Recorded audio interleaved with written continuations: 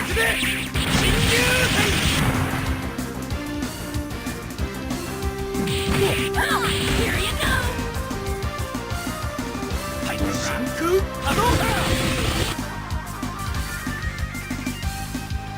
Niche Fighter Monday! Hello everybody and welcome to Niche Fighter Monday. I hope y'all are doing well. I'm of course Mr. MKL. This is clearly the basement. Thank you all for coming and joining, grabbing a seat on the couch. I always appreciate it. Andrea, how you doing? Guardian, I see you there. Oh yeah, another Monday. What's up, KO? We're doing, we're in for some, I mean, I say this all the time, but we're in for a treat today, friends.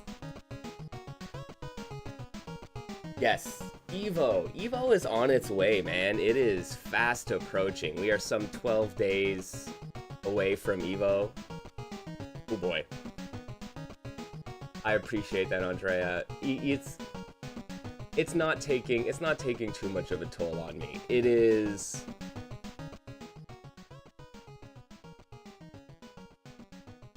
It's a lot of work getting stuff ready, but I am stoked. I am like so excited for the indies at Evo stuff. I got one more in me. Yeah, we'll see. I'm flying out. I'm flying out a handful of days before Evo, so it's gonna be tight to see if I can fit in one more Niche Fighter Monday, but it might be doable. But like, I'm not gonna promise anything. I hope y'all are understanding, because we're gonna be cooking in Vegas. It's gonna be awesome.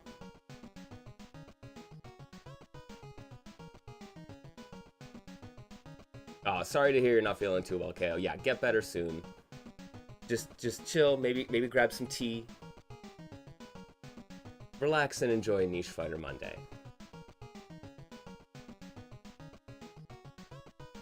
We are spotlighting our fellow indies, man. Like, I gotta be real. I have spent the last few years doing postmortems on indie games at Evo, and now working on the space and everything has been, I mean, very enlightening for one.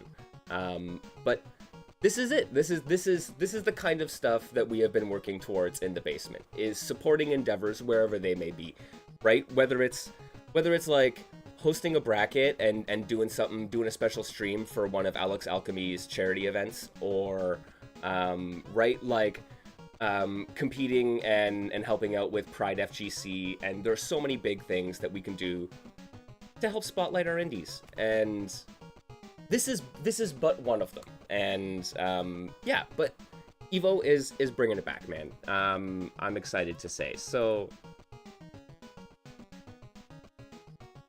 let's talk a little bit about indie game devs return to Evo 2025. Like, this is exciting for me, man. Step beyond the main stage and into the future of fighting games at Evo 2025's Indie Game Dev Area, a dedicated space showcasing the next generation of competitive experiences from passionate, independent creators around the world.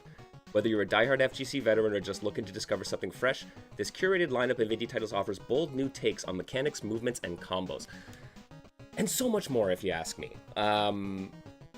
Right, every station is going to be staffed by the devs themselves, ready to share their vision, hear your feedback, and maybe even challenge you to a match. This is going to be your chance to be among the first to try breakout projects before they hit the big stage, as well as standout games that are kind of representative of, in my opinion, of the wider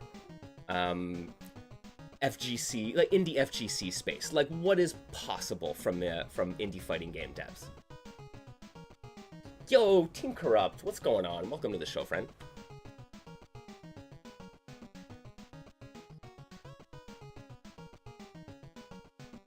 So yeah, there are a lot of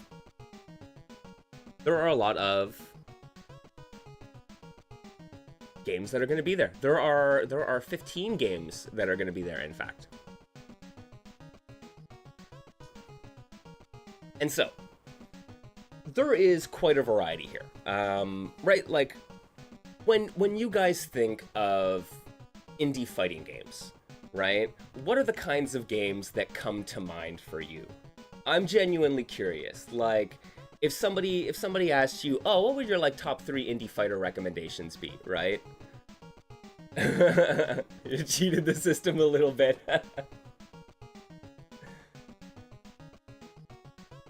Bold moves with mechanics. Yo, that is absolutely right, KO. Yeah, like a lot of the indie devs are not beholden to the same kind of restrictions that legacy titles and IPs are. And so they can end up doing a lot of really, interesting and funky things.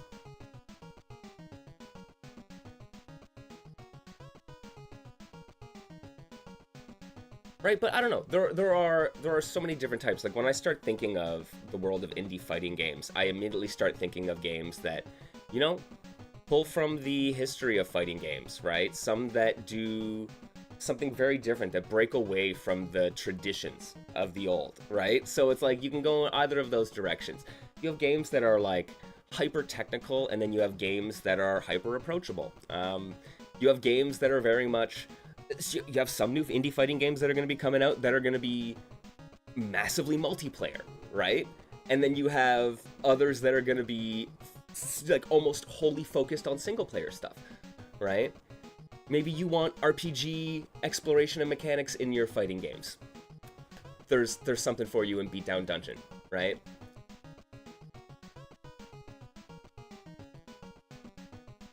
Ooh, I love these. Yeah, Murfight, Punch Planet, Dual Souls The Last Bearer, right? A game that very much, like, Murfight is very idiosyncratic to its designer sensibilities, but does take, earnest inspiration from games from, like, the Dark Ages, like, games from the Dark Era of fighting games, so... That's fantastic. Punch Planet, very much a love letter to Street Fighter 4, right? And then Dual Souls The Last Bear, something that is just like, how many mechanics can we include? Yo, Dual Souls is wild. Like, if you are a lab monster, there is so much chunky stuff for you to delve into there, right? Yo, Beatdown Dungeon, Demon Day, there you go, from Andrea. Ooh, Fate Axis is a good one, right? Yeah. Some anime Dojin, 3D Dojin, yeah. Duels of Fortune, another game that does a lot of stuff with single player content. Yo, Skylar, ES Laugh, Shuzen, and Hollow Heaven, wow. Those, right? Like, hardcore anime fighter, super, like, I'm not gonna, esoteric, I would call Shuzen, like, that's probably the word I would use for it, but fascinating game, right? Hollow Heaven, I may have seen it. There are a few games in the, like, VTuber world, which I assume is what that is from. So I may have seen that, but man, yeah. Murfight, Robot Heroes, Area Zero, all have something unique to them. Royalty free for all. Hey, yeah. That's right, Guardian. I'm sorry.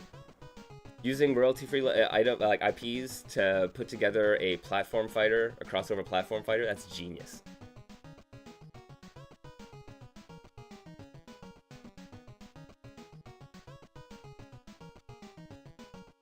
Battle Craze is absolutely included in there. Oh my god, that's another one of those games that is like, can be held up as one of the, like, gold standard of Ikemen games, if you ask me. Yo, safety, man. Yo, oh man, no, unfortunately I got all this Evo prep, so I'm not gonna be able to make it out to Toryuken. I am big sad about that. I'm gonna try to tune into some of the stream though, and cheer y'all along. I hope it goes phenomenally well for you, bud. I'm gonna have to. Once I'm settled and back from Evo, I've got to make it back out to the weeklies. I miss the crew.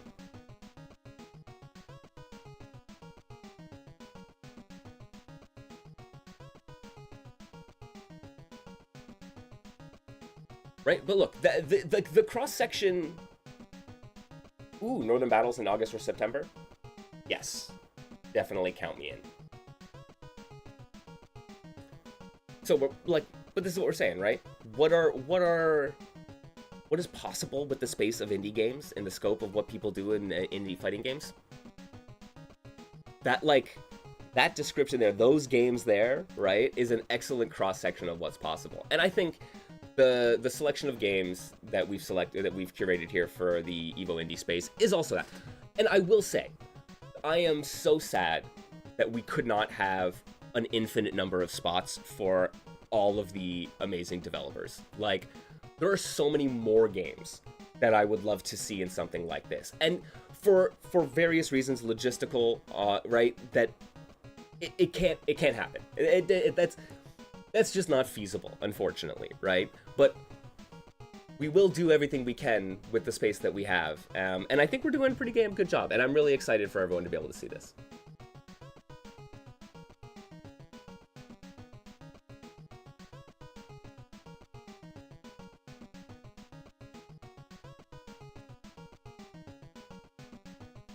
Oh, Veko Fights absolutely is, and Everon as well, the, I suppose, follow-up from Jack Bandai. Yep, those are some fascinating games. I will be perfectly honest, not exactly to my taste. I enjoyed my time with it, but like, but yeah, it is a testament to what indie developers are doing within the scope of fighting games.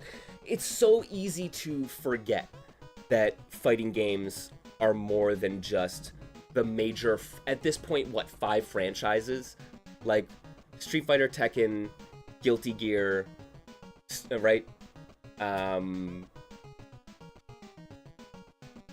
Maybe VF will get Mortal Kombat, right? Like, there's only a handful there, and people think that fighting games, the extent of it is that. Right? And yeah, I don't know. It runs so much deeper. Like Combo Devils, legitimately, is platform fighter, but heavy influence from traditional fighting games. Now, I don't know if anyone's gotten their hands on Combo Devil at any of the events that they have exhibited at, but as a fighting game player who is like, I really enjoy traditional fighting games, typically 2D fighters, right? Platform fighters, while I've always enjoyed them, I've played Smash since its inception, I've never gotten into them as like a competitive player in that way. The instant that I tried Combo Devils, though, at last year's Evo, I was blown away at how much it was like, oh, it really is this perfect intersection of everything that I like about platform fighters, but then all the frustrations are rounded off with a bunch of stuff that I really like about traditional fighters, right? It's this amazing blend of the two. And we've seen other games like Rushdown Revolt also take inspiration, be like, hey, platform fighter, but like, hey, some anime stuff, like for Rushdown Revolt, right? And that was also interesting, but like, none of those games ever quite hit the mark for me as someone who is really embedded in the traditional fighting game scene. But Combo Devils does an amazing job of that, right? So like, yeah, that blend of platform fighter and traditional fighting game mechanics is, I don't know, it just hits a sweet note. So that's great. And like then Dojo Masters, which is like, you think of like the legacy of fighting games, it goes back to the combat games and martial arts games of the, 70s and 80s. So really like taking a lot of that to heart and giving you a fighting game that has, distinct martial arts styles and then a very unique win condition of like a point-based system and a stamina-based system that revolves around it, right? Absolutely. It's like ER Kung Fu being taken to the right level of complexity. It's like if you look at those early boxing games, like Boxing Championship from Yu Suzuki on the Mega Drive, stuff like ER Kung Fu, right? It's like, it's in all those games. It's in those games like The Karate Kid for the NES, right? And you see elements of that kind of combat and that kind of stamina and the win conditions there. And Dojo Masters really like massages it into something quite unique.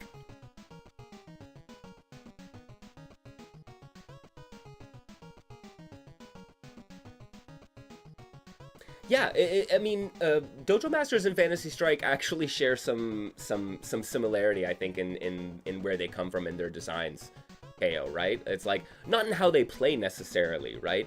But just that the kind of the distillation of the core of combat, and it's like Serlin has like some things that they value, and that is what was distilled in Fantasy Strike.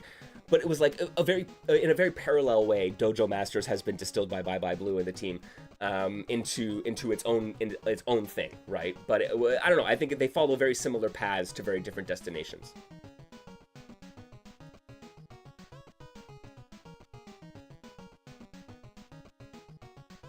Ooh, okay. And how perfect. Speaking of approachable fighting games, a la Fantasy Strike, Crossfire is something that, since I've spoken to the devs, like, explicitly is kind of inspired by Fantasy Strike, and them saying, hey, but what if there was more? And, like, me as, once again, I don't know, man, if you've played games like Marvel vs. Capcom, and then you go to something like Fantasy Strike, like, that was kind of my line. Like, I went from a competitive Marvel 3 player to a competitive Fantasy Strike player, and those are very different worlds, right? And I love Fantasy Strike for what it does, but I oftentimes missed some of the more, like, layered systems, the meter-driven things that, you know, that some of those hyper fighters really embrace, and anime fighters really embrace. And Frostfire is kind of like the natural extension of that, where it's like, if you think that a lot of the early approachable games were like, hey, let's strip it all the complexity away down to this core, right? Then games like Dojo Masters and games like Frostfire have said, okay, what if we start layering some of those things back in while considering the reset, the approachability reset that we did. So let's not follow the same path from fighting games being relatively simple and understanding to very complex beasts that people are intimidated by.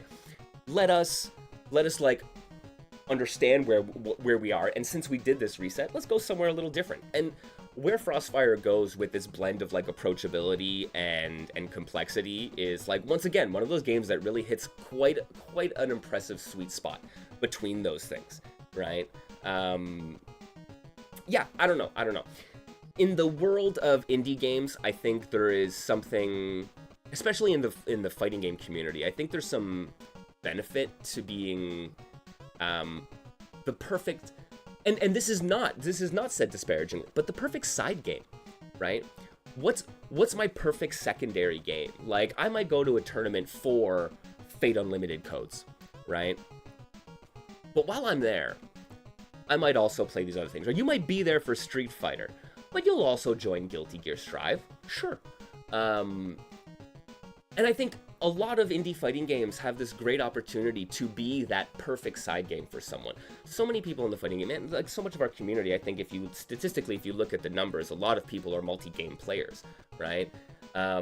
So yeah, having a certain level of approachability that makes it so that it's an easy pick up and play secondary game, but also having enough crunch to it to let it be like a valuable experience as a fan of the genre.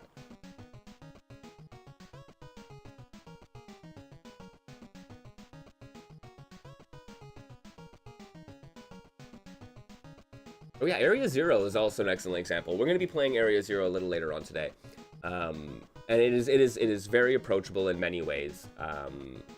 Right, one button specials, one button super, a very I would say intentionally designed combo and string system, but also has a lot of crunch in some of its parry mechanics and its meter management mechanics, right? Like, those things are all there and interesting, and this combo routing is extremely satisfying.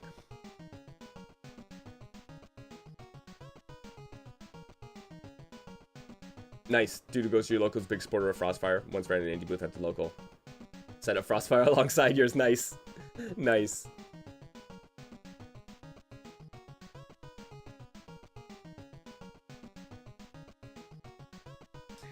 Yeah, and so I was gonna say, so they have, right, obviously rollback netcode, story modes, CPUs with AI learning. They have a mode in Frostfire called the AI Lab, and a million collectibles as well. So for if you want some of that, you know, some of that fun time single player content.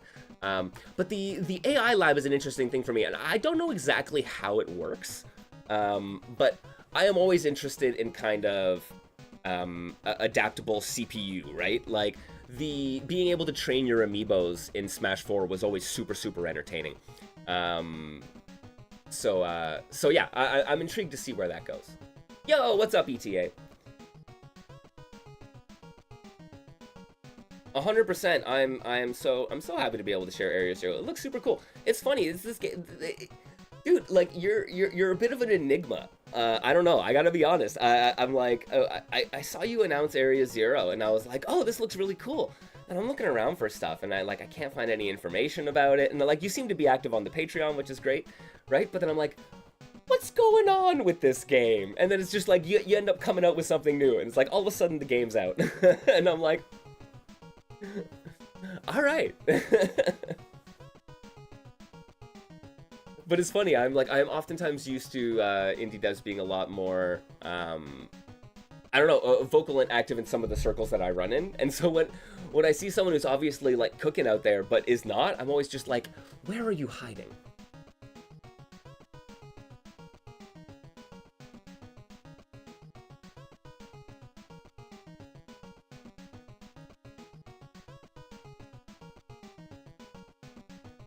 All right, so moving on. What else have we got in here? Yo, we got Hyper Fight 2, friends. So I don't know if you've played Hyper Fight. Hyper Fight is an amazing like one-hit kill fighting game. So it's like ends up being comboless, but hoo boy, there is some delightful like cross-round oki that you get. It's a fascinating game. It's a fascinating game, and like honestly, was kind of, for me, one of the games that was emblematic of indie fighting games when I first started doing the Digital Basement stuff. And so, Hyper Fight 2, Joe Dev, we got a sequel now, man. And there is some major changes to the way the fighting system works, which I think is ultimately a great thing. Like, it's an interesting expansion on the formula that was developed in Hyper Fight. And so, yeah, super stoked to see this. They've been exhibiting the game at some events like Combo Breaker over the last little while. And yeah, super stoked to be able to see what they have to show off at Evo this year.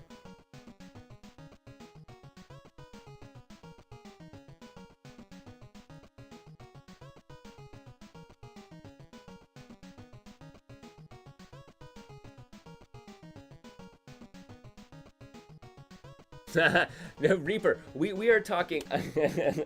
no shade. I gotta be like, okay, I gotta reel myself in sometimes. I was like, absolutely no shade. I am super stoked for 2XKO and Marvel Tokon. I gotta be honest. I want to Tokon that.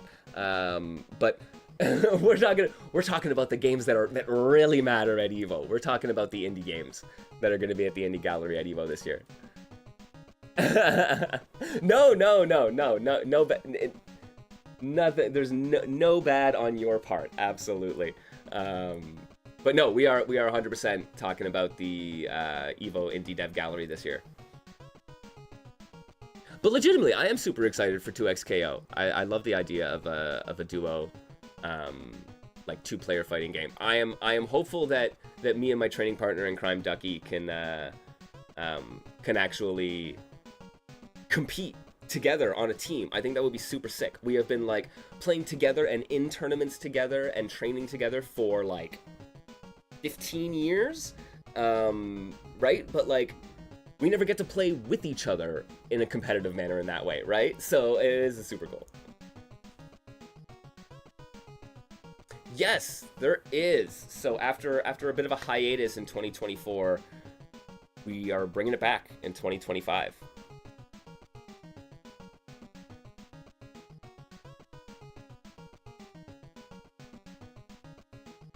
Street Fighter Cross Tekken. I guess there was that one time I competed in Street Fighter Cross Tekken. How do you remember that?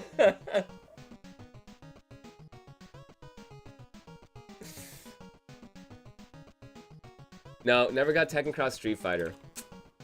One of these days. Remember, Darkstalkers is not dead. It is the what? Is it the 14th anniversary of Darkstalkers is not dead? Or is it the 12th 14th? I think it's the 14th anniversary of Darkstalkers is not dead. Believe. Believe it in your hearts, friends. Darkstalkers 4 and Tekken Cross Street Fighter in 2027. You heard it here.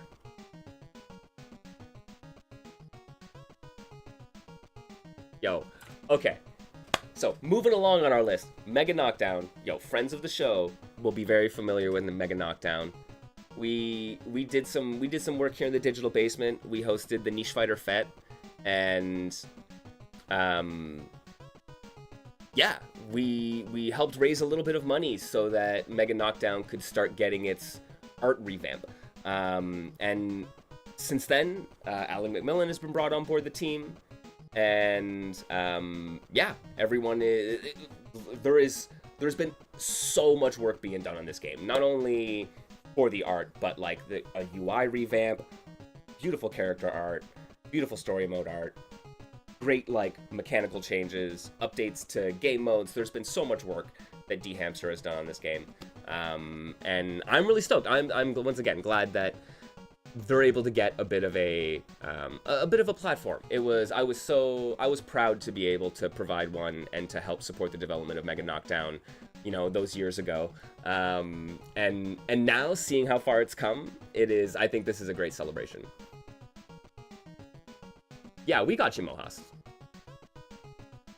Sometimes Restream will drop messages if you send too many right in a row, I believe. Alright, yo, Netcode Warriors. This is a game that got announced in like January of 2024. It is an arena fighter from Sun Studios. And yes, this is an arena fighter from Sun Studios. They are working with the artist for Digimon to do character designs for this game. Yo, yes, the Digimon original designer is on board with this game. It is super amazing. So... Oh, okay, sorry. Just before we get into this. Yes, Grav, thank you.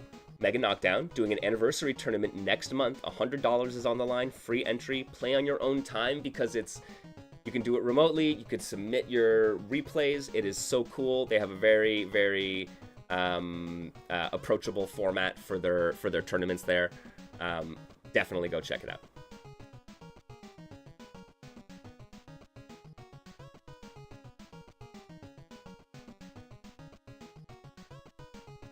But yes, Netcode Warriors. So what have we like? Look, we look at the selection of games we've had so far, right? We have ourselves a platform fighter. Mixed with some more traditional 2D fighting game influences. We have a 2D martial arts fighter that really takes inspiration from combat sports games of old.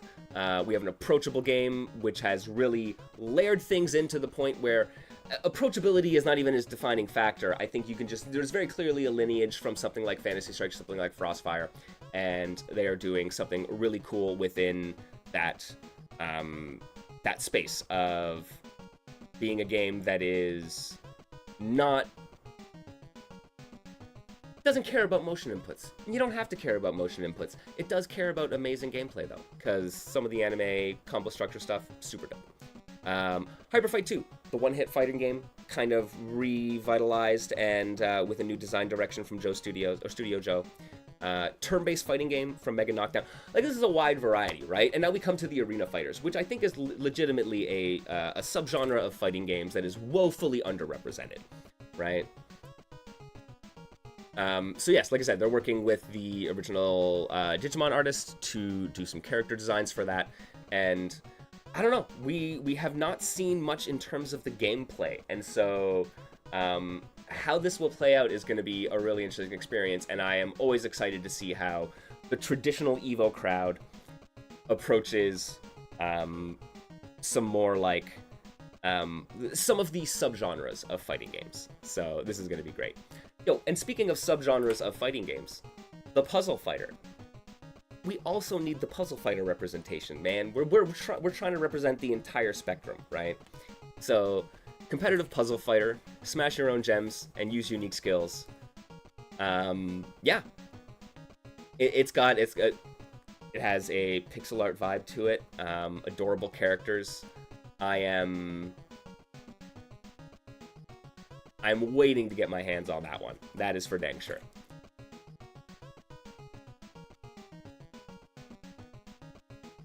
Yeah, no, thinking that they're like, yeah, trying their hand at arena fighters, I think, is something that needs to be done. Same thing for the puzzle fighters. There is a wealth of possibilities, and we've seen some experiments in them in the last couple years, right? So it's great to see another one come to the fore. Can puzzle fighters compete with Sega versus Puyo? Puyo versus Tetris. That's a good question. Yo, that's what we, yes, safety. And that is what's going to destroy the entire market. If they come out with Puyo Puyo Puzzle Bobble versus Tetris, we're done for. All right, yo, Resistance 24X. This is from Yaga Studio. Developer Julio has been doing so much cool work on this game. This game has been sick from the moment I've seen it. I love its style. Disclaimer, I worked on the game's trailer, so, you know, for what it's worth. But, like, such a good game. It is a tug-of-war fighting game. Think Nidhogg, where you're pushing to and fro to reach a finish line. There's so much great nuance to this game. There's so much great humor and style in Resistance 24X. Oh, God. So sick. I don't know if we're going to get new characters at Evo, but I know that they have been putting so much work into the game. Julio has gotten a bunch of extra support over the last couple years, and they're really trying to turn the game into something fantastic for you all to see. So you're going to at least be able to get a taste at the beginning of August. Yeah, the sequel to Nidhogg that we never really got. Yo, I still enjoyed Nidhogg 2. I gotta be real. I enjoyed Nidhogg 2 for what it was. It was no Nidhogg, but it was cool. And Resistance is, once again, I think, like, I've been talking about this a lot since the beginning of this year, where I think the trend of note in 2025 for me has been indie fighting games engaging in this critical reassessment of the past, right? And I think games like Resistance do that, where they look at win conditions in fighting games and what other games have done that are fighting gamey, right? And I would say Nidhogg is clearly fighting game adjacent, but is it a fighting game? I don't know, right? I would say Resistance is clearly a fighting game that leans more towards Nidhogg, right? And that's an interesting distinction for me, and I think this is what we're getting out of a lot of the designers that have been putting in work, right? So, yeah. Once again, emblematic, I think, of the trend in modern indie fighting game design, which is very exciting.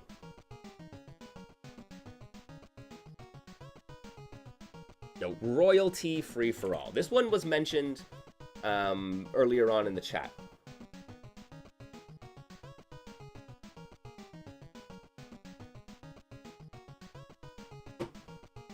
Another platform fighter, very much more party-oriented, is my understanding. The graphic style is delightful. It is so good. And it does something which is fascinating, and something I've talked about several times over the past few years, which is, why don't we see more games utilize royalty-free or public domain assets? Things which are recognizable, that will draw people in, right? That you can put your own unique twist on. It is the perfect kind of fodder for this kind of crossover platform fighter, right? And I am glad, frankly, that the developers have said that it is very much like a party game in nature, right? Where the intended design, even for competitive play, from what I can gather, is that it be played as a free-for-all. Hence the name, royalty free-for-all. It should be like 4 players, free-for-all. And that should still be the competitive format, right? Which is like a breath of fresh air from, I think, a lot of the platform fighter tendency, even my own personal tendency in platform fighters, for it to be 1v1, no items, final destination, right? Like, Like, right? And so I don't know. It makes me very happy. They're doing something very unique. I think the characters look fabulous. Yeah. You get like whatever, like Sweeney Todd. You get Toto, Lilith, like Mother Goose. This game has the chance to have the perfect DLC roadmap, right? How genius is that, Joe? Oh my god. You can get Popeye, you can get Steamboat Willie, as was said earlier, right? Like, there's all these great opportunities, man. And there is a wealth of this. This is something that even I've looked into. Like, when I do my visual art, when I do my glitch art, I often look for royalty-free or public domain assets and utilize them, right? Like, they are there in the public domain explicitly so it can encourage new art to be made, right? And like, this is, I don't know. As someone who values the arts being able to inspire each other, and how damaging copyright is to that, the modern copyright system and how it's being weaponized, right? The public domain is really important. Fair use is really important. Fair dealing is really important, right? And this is like the perfect example of that leading to new art being created. So I don't know. It makes me happy inside. Also, what is going on, Punk? What is going on, Joe? Welcome. Oh my god. What do we have here? What do we have here? Who is this interloper that has found their way? No, legitimately. Andrea is two reasons. I think there are two reasons that it is important that Schwarzerblitz and Exploding Judo Federation are included in this showcase. And that is because A, there is a woeful underrepresentation of 3D fighting games. Woefully underrepresented in the space, the entirety of the space, right? And two, Andrea is an absolute pillar of the indie fighting game community. You will be surprised how many times people will completely unprompted just be talking about fighting game stuff, and they're like, oh, you like this indie stuff? I saw X. And it's almost always an article from Andrea. It's almost always about one of their games. It's like, invariably, Andrea is there, whether it be tutorials on how to make your own game from a programming standpoint, whether it's amazing articles detailing the community and detailing the games that have been developed and the history of our of the entire medium, right? An absolute pillar. So I don't know. For me, who better? And then legitimately, and the games themselves, just so great. Love letters to, PS1 era, low poly aesthetics, and all doing something really fascinating and really entertaining when it comes to combat systems. Yeah. I don't know. It only makes sense to me. Thank you, Joe. Thank you. I appreciate that. We did a lot of work. We did a lot of talking, and we really tried to get a broad representation, not only from a perspective of style of game, but also of where these developers are coming from, of their backgrounds. We want diversity in thought, diversity in backgrounds, and creative processes and styles and all these things. So we want to make sure that we get people from around the world. That is really important. I would love for that to be able to be expanded on, right? I think, yeah, it is very US and EU focused, and yeah. Something to be expanded on. I will say that. Yo, good afternoon, Torball.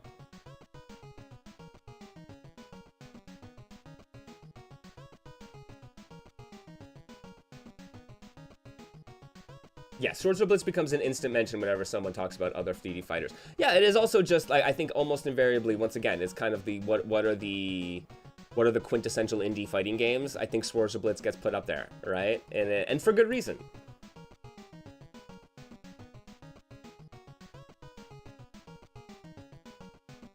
Hero, welcome. Oh, what else do we got? We got Scramble Heart City. All right, Scramble Heart City is from Paul Weeks. This is the developer behind Tough Love Arena. And another game in the tag fighter subgenre.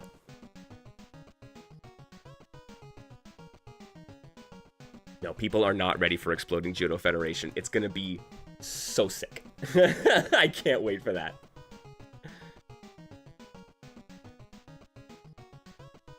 I cannot wait to see people get mopped in Exploding Judo Federation.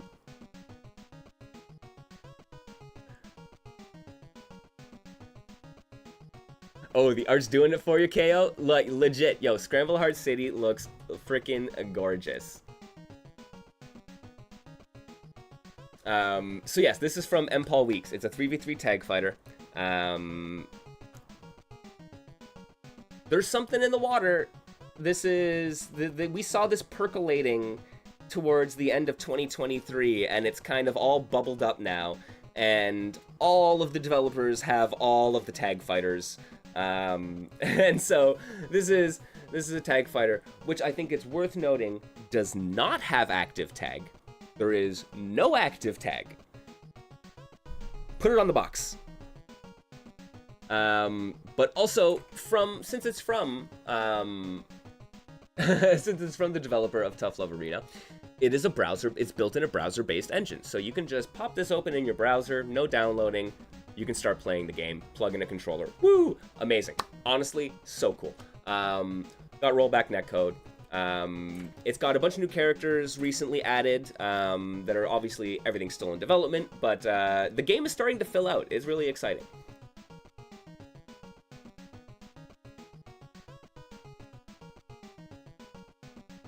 Yeah, I've gotten my hands on it, and there is. And I've spoken to Paul about this, and one of the things that they wanted to emphasize was kind of celebrating and rewarding the messy science of hyper fighters and versus games, right? Which I think is a beautiful way, and it's a term that I have adopted in the last since we had that conversation.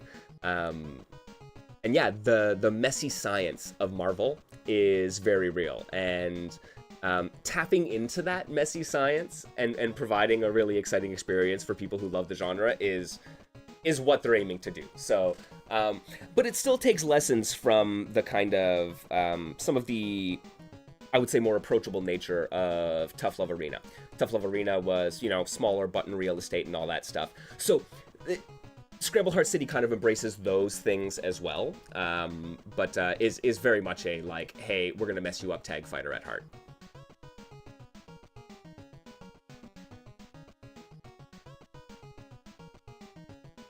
I know, right? I got locked in, man. And the oh god.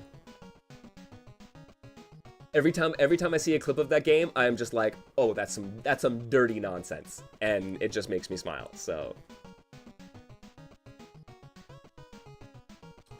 boo boy. All right, Shot One Fighters. Bombastic, colorful, intergalactic, roguelite inspired by the best fighting games out there. Delving in a roguelite. How is this gonna work, man?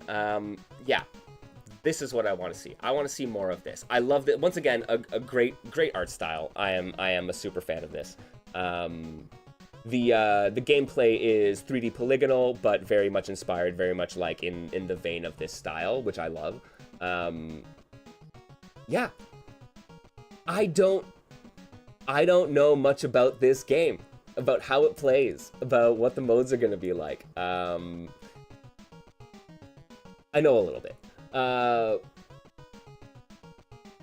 but this is the kind of thing where it's like, we have developers. We were talking about ETA, Ephemeral Technical Arts. Some folks are out there just working on their games. It does have a lot of potential. Everything about it is really like stylized characters, very, very expressive movesets.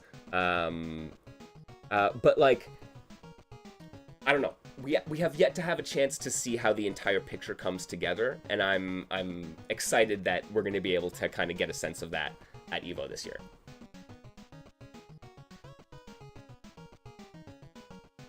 I'm sorry. There is a robot piloted by a cat. Like, I know who I'm maining, right? Like, tell me I have a command grab.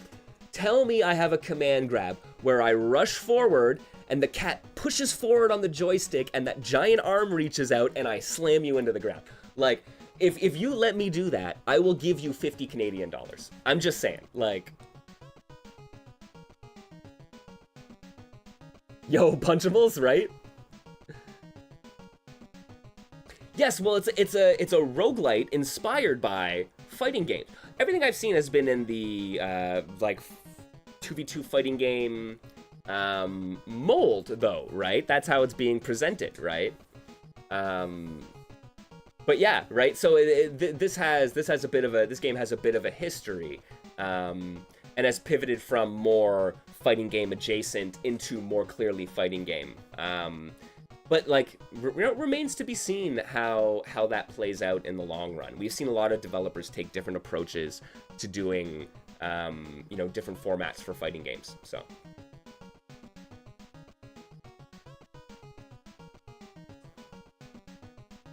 Some Gato Roboto in there? Yep. What's up, Shadow? Yo, Terrordrome Reign of the Legends. It is indeed a fighting game set in a world where characters from horror literature, urban legends, cryptids, and mythology exist within our modern world of horror. That is absolutely... Okay. You get to play Bloody Mary, and she's dressed up like Morgan from Darkstalkers.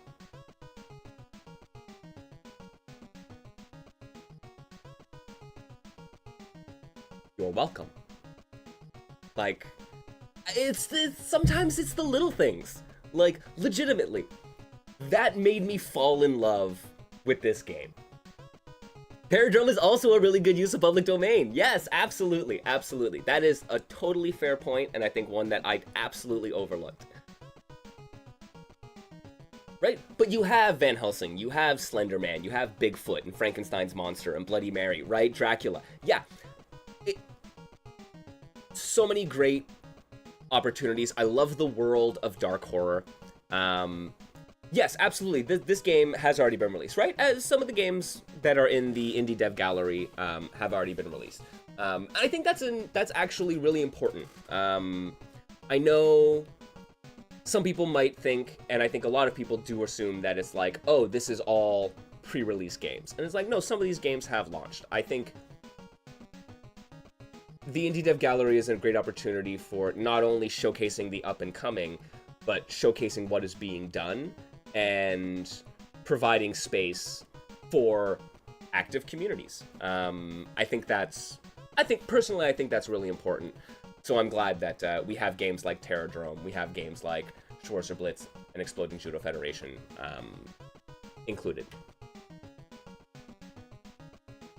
Yes, Peter Boyle from Young Frankenstein. Oh, that's genius.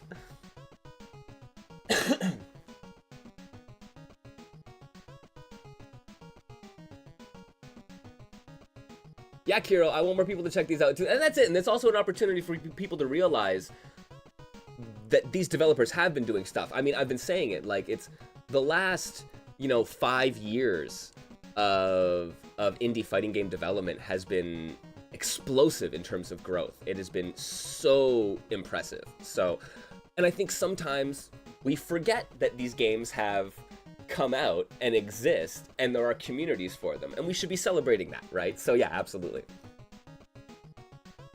I'm really excited for people to see it. But yeah, Terrordrome has has the dark horror world thing on lock. It also has, I don't know, kind of Mortal Kombat-ish combat in some ways. I definitely get MK vibes from this. But yeah, doing a lot of really cool and really interesting things. Yo, Grav. Thank you for gifting a sub there. Much appreciated. All right, moving. Okay. How fitting that Terradrome and Umbral Core are right next to each other. Umbral Core is another dark high fantasy game. This one inspired by the classics instead of incorporating the classics, right? I think this is a really cool, like, divergence path between very similar styles of, like, thematically, like ideas thematically, how they've split off.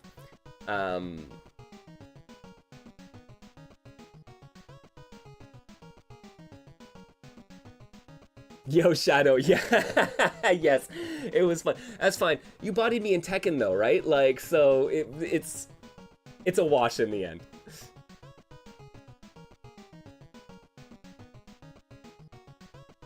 But yes, Umbral Core. Umbral Core is a game that there was a vertical slice of the game and a demo released by the devs, I believe a year or two ago, and it had the one character, the dude here on the left.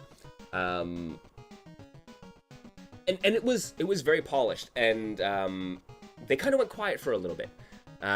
So they have been hard at work in the background and have polished up the game, made some changes, and have introduced their second character, Nier, who you're going to be able to get your hands on if you're at Evo this year. So this is a really good one. I'm glad that this game has kind of like come back and is able to continue on its development, right? Yeah. Dudes, that's 14 games, man. Umbral Core, Terradrome, Shot 1 Fighters, Scrambled Heart City, Swords of Bliss, and Motion Sickness. Exploding Judo Federation, Royalty Free for All. We got Resistance 24X, Pit Puzzle, Netcode Warriors, the Arena Fighter, so good. Mega Knockdown, the Turn-Based Fighter, Hyper Fight 2, Crossfire, Battle Frenzy, Dojo Masters, and of course, Umbo Devils. So this is, dude, it's huge. Like, legitimately, like, I think it's impressive and a testament to Evo as an organization who have obviously said we need to do right by our indie devs, right? And this is where we can start. So yeah, going from not having anything organized last year to 14 developers, 15 games in a dedicated space. That is amazing. It is such a great improvement. I think this lineup is a great representation of indie fighting games. Interestingly enough, I think it actually misses some of the more traditional fighting games, which are on offer in the indie fighting game scene. Right? Yeah, some stuff like Merfight and Punch Planet. Right? We have a lot of 2D coded games, but I think those games are much more traditional in their operation and in their function. And right, and it's like we've got a lot of lateral stuff, we got a lot of interesting stuff, we got a lot of variety. I think that's very important. But interestingly enough, I think maybe some of the more traditional 2D fighters are a little bit lacking. Right? And in fairness, I think some of that is just due to, logistics for some developers didn't work out. And for us, it was like logistically, we have considerations, that we have to make sure we're taking into account. So, yeah, this is kind of the balance that we ended at, and I mean, who knows, and then we'll see how we can expand on that, and going forward.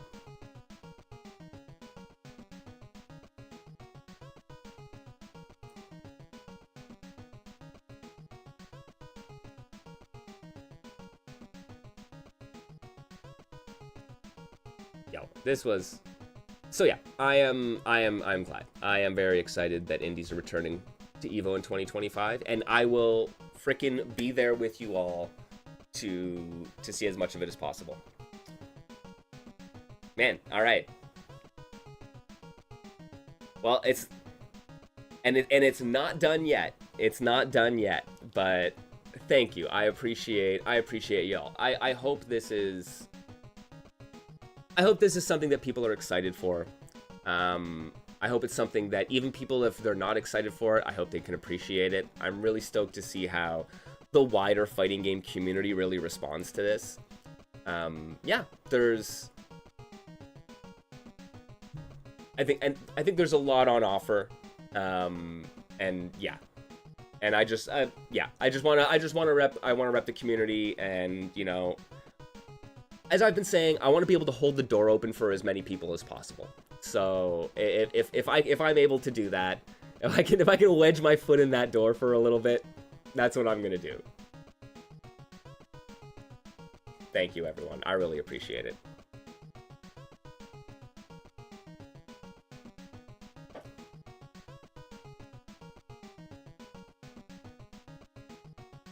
Right? I mean, hey, if we've been able to make a lovely little home for our community around here, and I appreciate you all for coming through and doing that and helping do that, right? Like, y'all being here, chatting, hanging out, that's really what makes it amazing. And I don't know. It makes Mondays really, really easy to do, I gotta say. Yo, no worry, Andrea. Thank you for being here. Try to tune in later. We're going to be playing... I'm going to take a little bit of a break right now, actually, because I need to grab myself another drink. We're going to come back, and we're going to be playing some Robo 3.0. We got the new Robo update. That is the music that is going on in the background. We're going to play through some of that, and then I'm going to boot up Area 0, and if anybody wants to hop in the Parsec and play some Area 0, we can do that as well. I'm looking forward to it. We got some cool games on deck, man. Stick with me. I'll be right back. We are going to continue on with Niche Fighter Monday in just a couple minutes.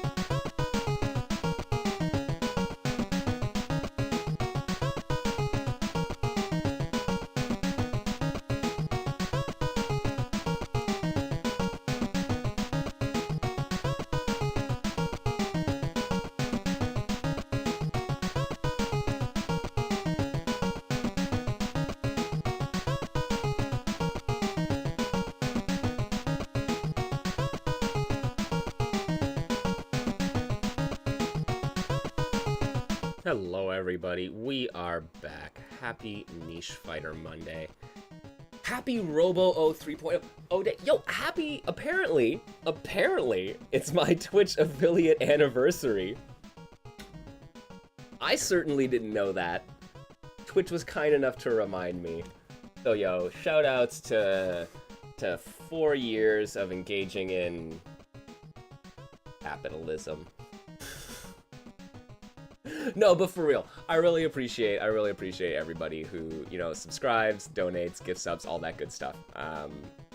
It really does. It legitimately makes this sustainable. Like, all that support helps pay for all the tools that I use to do all this. So, thank you very much for that. I appreciate that. And I guess happy anniversary.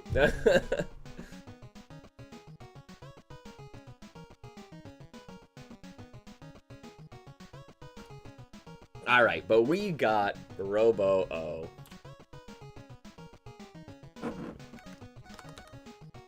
Oh boy, Robo O 3.0. So this series of updates. So at some point, Boxy decided that they were going to revamp all the art in the game and a bunch of the mechanics and add a new tag mode and like do all this wild stuff. And they were like, all right, it's going to be really hard to do all of that at once and then release it. So they did a phased release for Robo O 3.0. And so this is the 5th and final phase of the release that now has all brand new art, all some new moves. Oh man. It is, there is so much. So it's basically Robo O 5.0. Exactly. But I don't know, I remember Robo O was one of the first games that we played in the digital basement and in for Niche Fighter Monday. It was probably amongst the first maybe 5 or 6 games that we played. And when we started, it was something like 8 characters and there were no throws. This game was so, like, it was such a different experience. And it was still amazing, don't get me wrong. I love that initial incarnation. It was very much a fairly faithful an NES Famicom fighting game. One that could probably actually run on a Famicom cartridge, right? And now it is so much more than that. And it has just been wild this past, like, this 5-year journey of Robo O getting to this point. So we don't only have 12. We have some secret characters. We have 13, 14, and a new 15th character. We got Raro.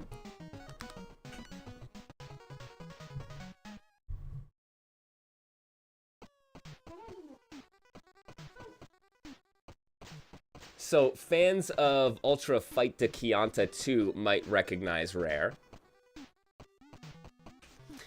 And being a Chianta character, they function a little bit differently than the rest of the Robo O cast. So they actually have this lovely, like, mash light target combo, where if you just go, right? You can go stand light into crouch light, and your crouch light turns from close into far, and that all connects.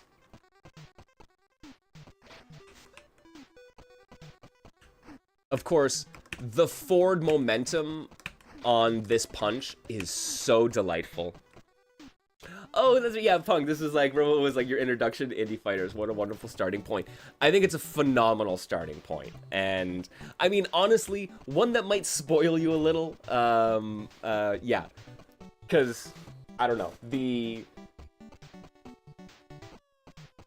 all of our indie fighting game devs do such a great job. But, like, yeah, I don't know, Foxy is just such an attentive developer, has been adding so many cool things, super responsive. Yeah. It's a good one. All right, so if our lights work like that, what about our special attacks? Well, we don't have any special moves. So can't do quarter circle forwards, right? You have your crouch light, which is this slide. but you don't have any special moves. But your heavy attack works like a one-button special. So neutral heavy is a fireball.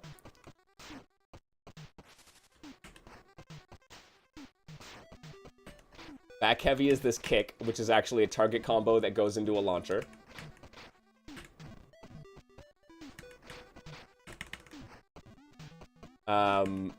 Forward heavy is the punching bag.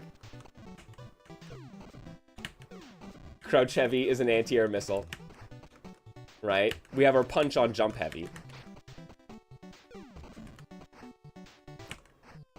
But then how do we do EXs? So our EXs are direction.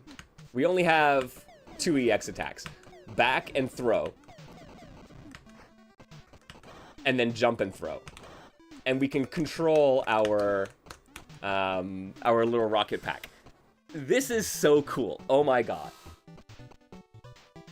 Oh, yeah.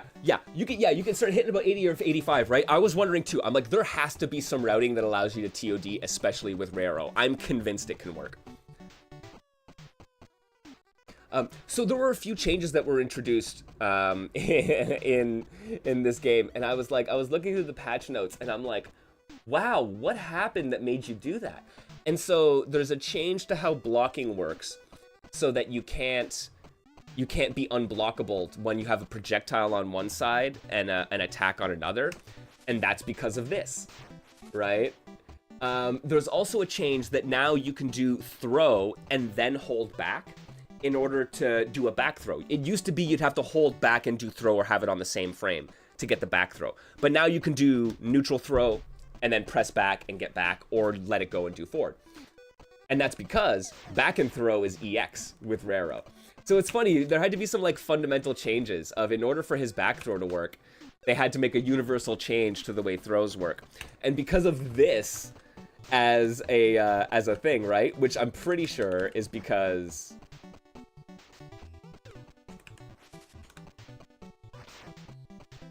there's gonna be a knockdown situation that allows you to get the fireball on the other side, right? Or do a cross-up. So, yeah. I love that a Chianti character has required some universal game engine changes.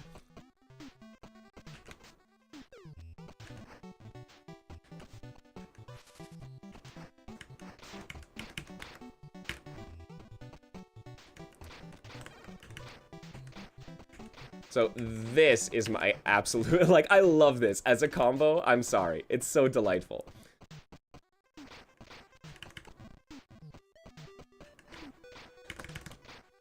Ooh, there's a juggle point on that. Okay. So there's no juggle point on the first one. Oh, interesting. Okay. So back and heavy will bring out the kick, and it's like a target combo into the launcher, but if you double tap it, you just go right into the second portion, which has a juggle point. Oh, that's cute.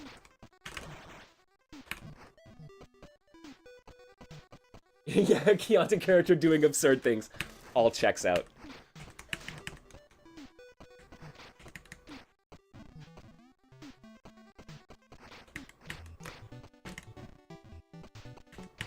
Alright, so can I get 2 into jump? Yes! Okay, that's the fucking string.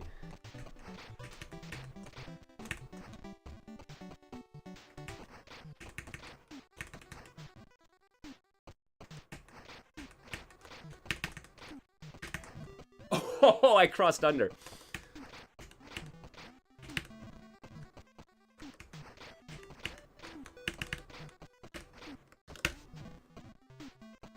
Like, that's good damage, man.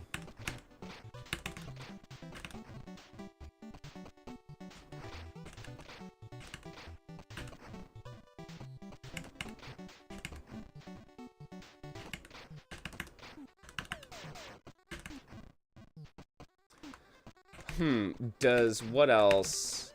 It does have a juggle point. Okay. Okay. So do all of them Probably, right? Like, his anti-air missile has to as well. You only seem to get one, right? Which, okay, I guess that makes sense too, right? Because he doesn't have a target combo other than this. So, right, everyone's, it doesn't have a command normal outside of that, right? So Robo O characters, their command normals usually have one juggle point. Otherwise, you need to be in hyperdrive or use an EX attack.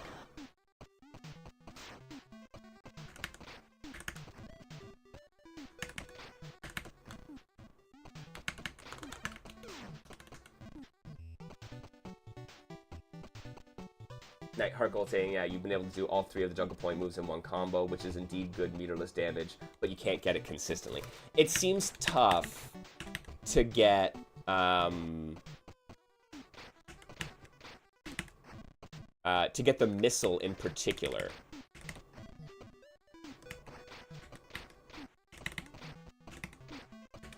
Right? The punching bag isn't too bad. Oh, right. And then, of course, his super. And look at how long this stays on the screen for. So this is why, right? Like, could you imagine getting sandwiched between this thing and being stuck in an unblockable situation?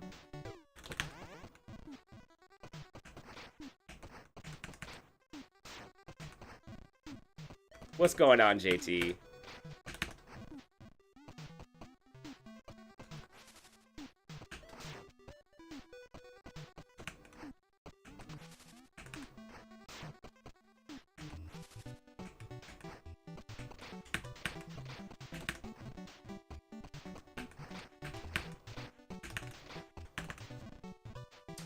Okay, so I could probably get... Oh, that's gonna have to be it, eh? I guess if you do EX... Oh, really? It says missile doesn't have it.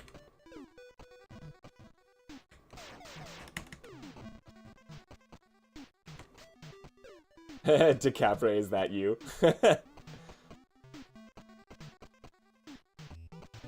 God, that takes me back.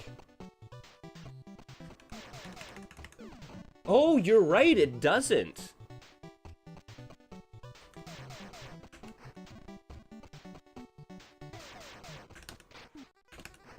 Yeah, and only one.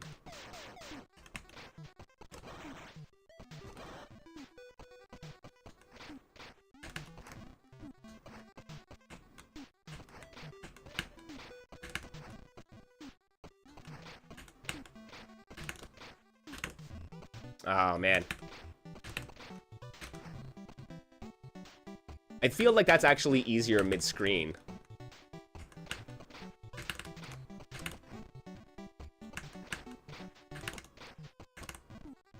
Should I try neutral jump?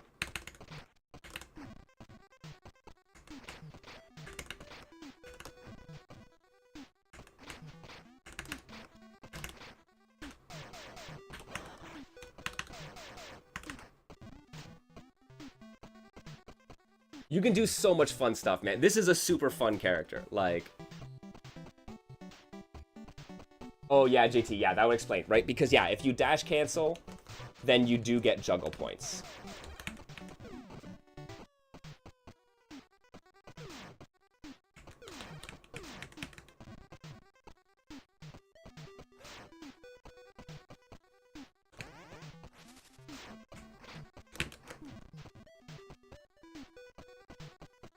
Ooh, okay. If you start with super, can you build enough bar to get an EX?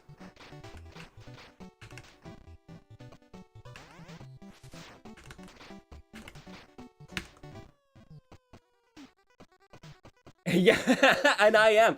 Are you kidding me? I want fly re-jump fly combos. That is my goal, actually. You read my mind, Kiro. Yo, Punk, also, yes, that is 100% true. It is so cool to see indie fighter games crossing over like this. You've seen it, like, Andrea has done a bunch of crossovers in their games, costume crossovers and stuff like that. Matrified's done some crossover stuff with their costumes as well. It's so good, right? But yeah, it is like, it is a testament to these developers. You look at Harama Self, you look at Foxy, you look at Uchuzine, right? Those three developers, that trio in particular, as well as a couple other guys as well. A couple other folks are also developers in that circle who have done some really cool stuff. But those are probably the three most notable. And they do great crossover stuff all the time, right? And it is so inspiring. From the crossover OST that Robo O had a while back, to the characters that have been introduced, now to a whole Uchu Mega fight versus Robo O. So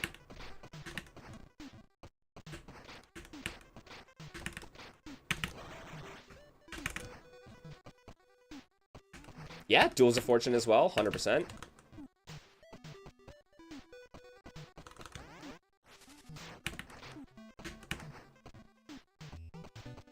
Yeah, Matrify crossed over with their own game, you're right. No, you don't quite build enough. That's unfortunate.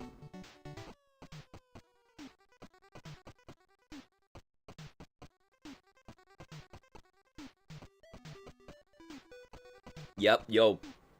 You're right, Pocket Bravery doing the show crossover, for sure.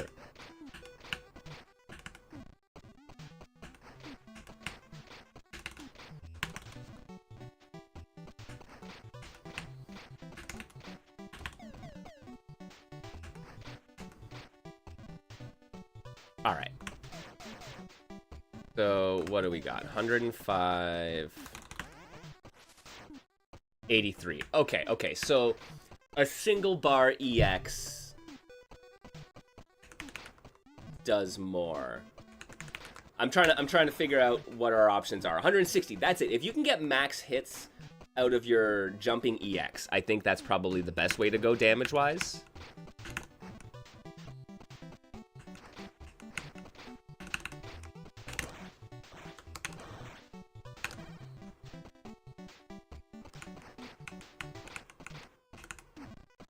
Yeah, Breaker's Revenge is still Breaker's Revenge. Pocket Bravery is still going as well.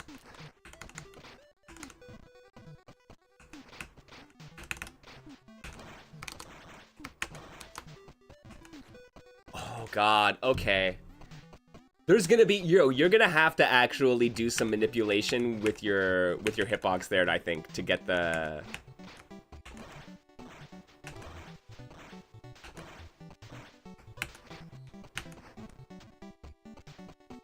Breakers are not dead. Ooh, can you get 2 lunge punches?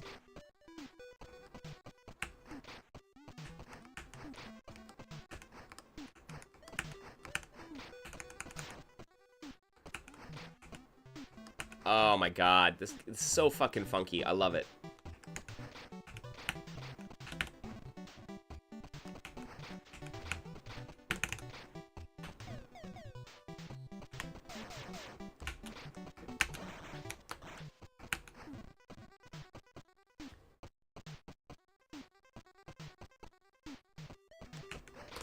Oh, I mean, you can't like FADC. I think I made I broke that with Nekogami's dive kick a couple years ago, where if you dash canceled the landing frames of an aerial special, that it would leave the opponent stuck in hit stun and you could just infinitely combo them. So I'm pretty sure Foxy has gotten rid of that, because yeah, they've changed it now that you can't do it, right? So you can get a regular dash if you time it really well, but you can't get the metered dash cancel. My Heka still gives you nightmare. That character was busted. No, that character got nerfed, and rightfully so.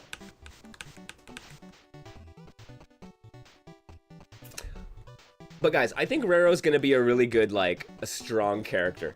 Yeah, yeah, that was me. One of my proudest moments in Robo O, when I was like, oh, I broke this thing. I got the can opener, I cracked it wide open.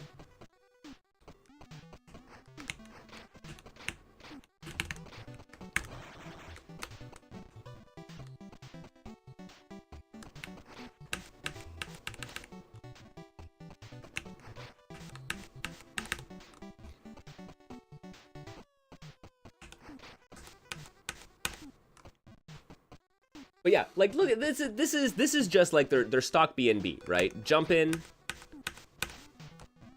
and then 4 lights for 159 damage, right? Mwah, it's good.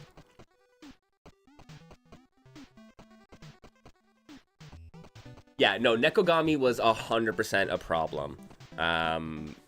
Foxy nerfed her into the ground while also maintaining exactly how the character works. It just wasn't so oppressive anymore. Oh, I do. I love, man, the time to TOD / time to crash is just so much fun. I was dying. Are you kidding me? Ducky broke Area 0, where they got the combo counter to crack 100, and it just crashed the game. Cause right, they were like, there was no 3rd digit in the combo counter, so the game was just like, well, phew. Yo, Griffey getting Ring King nerfed? Absolutely.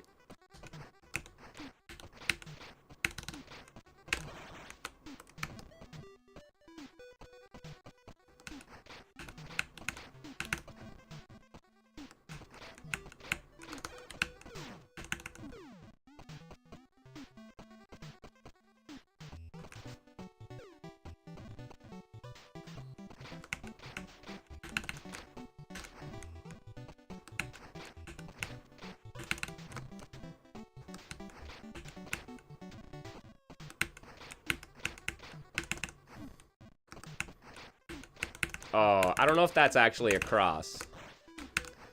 Oh, yo, the mid-screen juggles with the flight is gonna be so fun.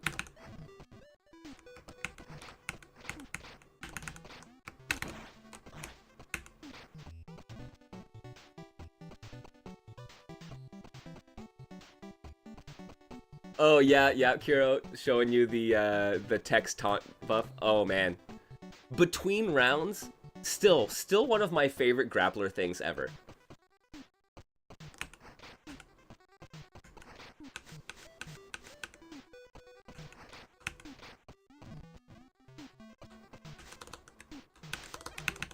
Ooh, okay.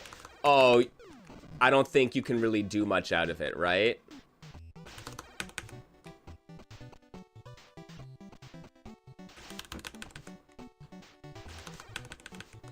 Not really, eh?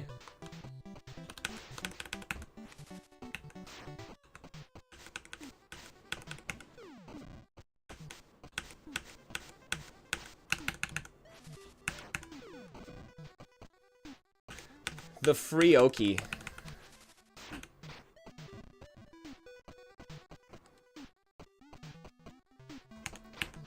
Oh yeah, it's super awkward, right? I think if you get the second kick, it becomes way easier. That's the way to do it, right?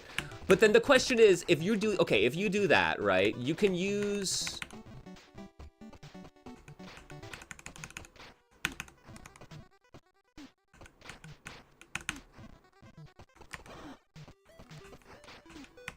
Yeah, right? Slide, hard knockdown.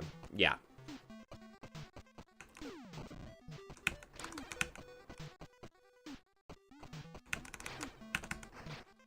See, and I'm trying. My favorite thing with Nekogami is hitting someone, backdashing, and then being able to get your jump in dive kick, right? So that's what I'm kind of like.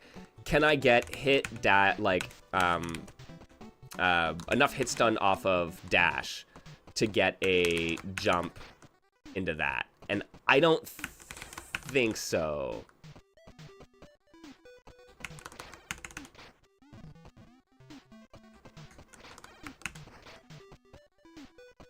It just means... The corner steal? This character is nutty. I love it. Okay. Yo, we're going into arcade mode, friends. We got a new boss, too. Oh, man. Okay. Okay. I'm excited.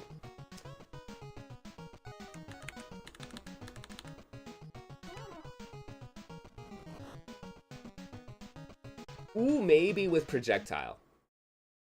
That's a good point. I didn't try that.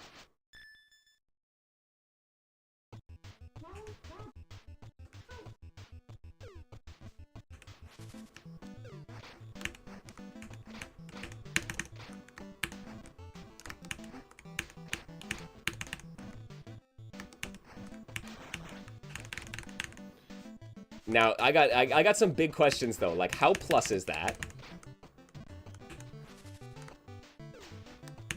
Oh, man. Going in under the cover of safety of a fireball, slow-moving fireball, does feel really good.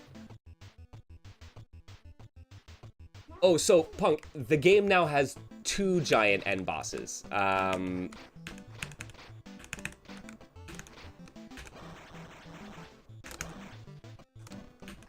Guys, I got full hits with that first EX. That makes me happy. There's gonna be some really cool optimization.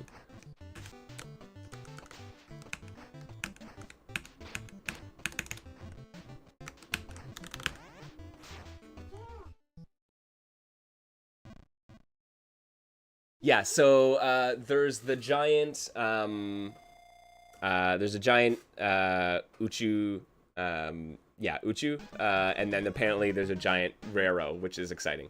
Kick art's operational. I don't know if I have to forego the upgrades, but I'm going to just for good measure.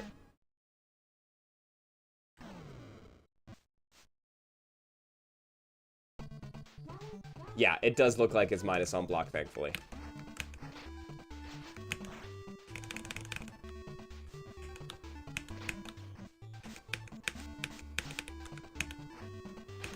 Whoops.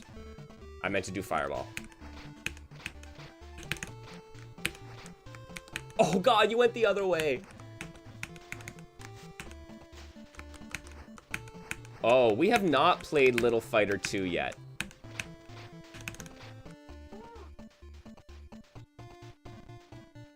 What's up, Aragon? No, we have not played Little Fighter 2. Some people have been recommending it, though. Oh, that's super minus. Okay.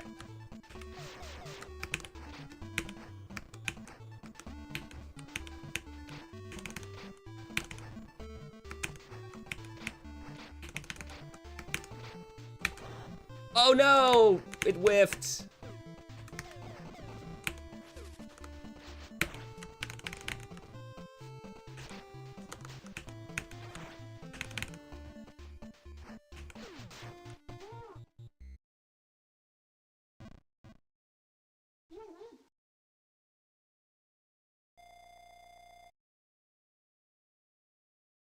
Running after ball fire. Yeah, it's always strong, right, Kiro? It's so so satisfying.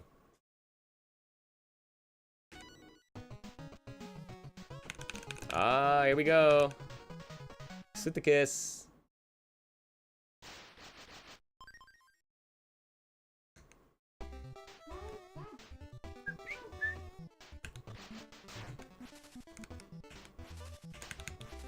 Oh, okay.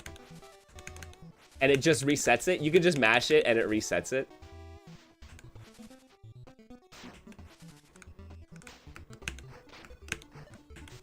Yo, that's gonna be good. Okay, I like it. I like it.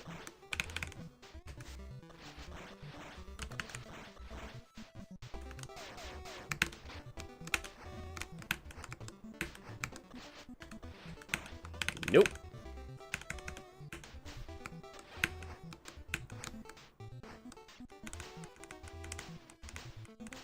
Oh, is it forever? It's forever.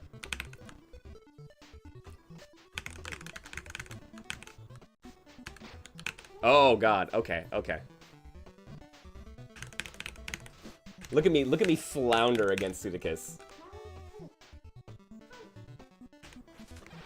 Oh, right through it? Alright, alright.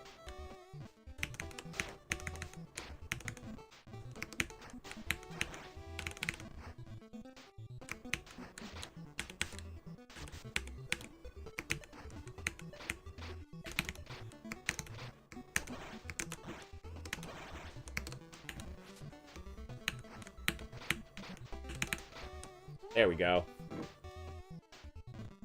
Yeah, I need to see if I can make sure I get my, get enough space at the start here. Let me try to... Ah, no, she's on it. She's on it.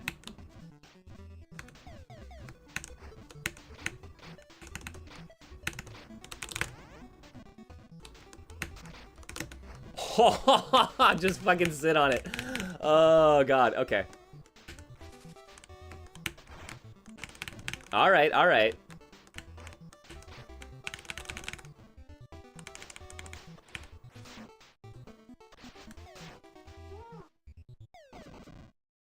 Sudeikis is really good. Man, it's funny. It's funny to think how many characters in this game are actually super strong. Like, every time I'm like, oh, very clearly Ring King is the strongest character in the game. Then I'm like, but Uchizine is also really strong. And then I'm like, but Sudeikis?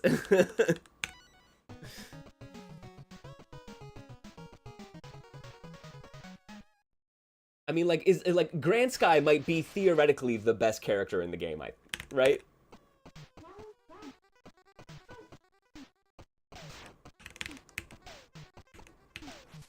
Oh, jeez. All right.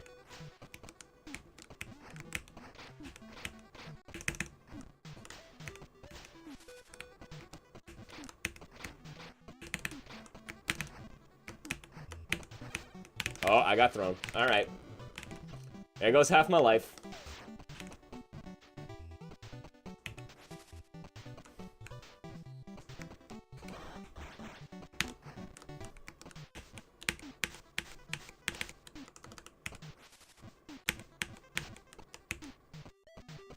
Oh, right. I can dash cancel that, though.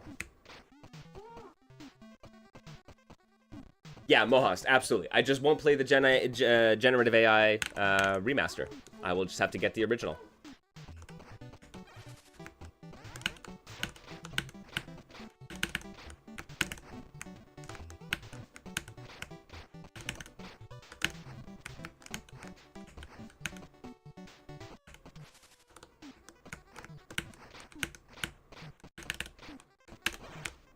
Oh, I missed it. All right, let's just do this. Like, no, I want that perfect.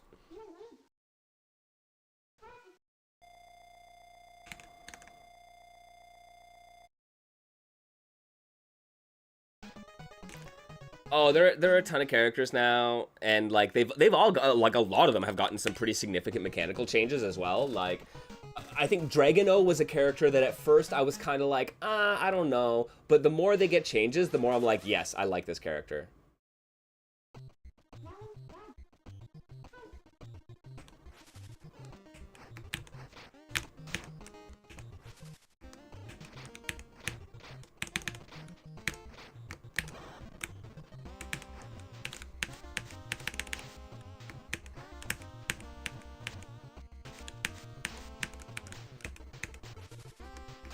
Oh, EX got through it. Karaoke, extremely good. You're right. Absolutely. And yeah, that's it. And sometimes I'm like, no, wait, Auto 5 might be the best character in the game.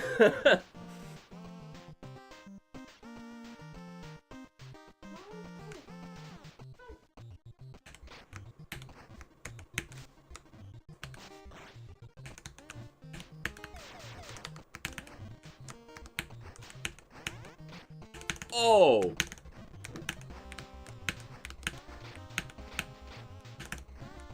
Missed it. Oh, okay, we're good, we're good, we're good.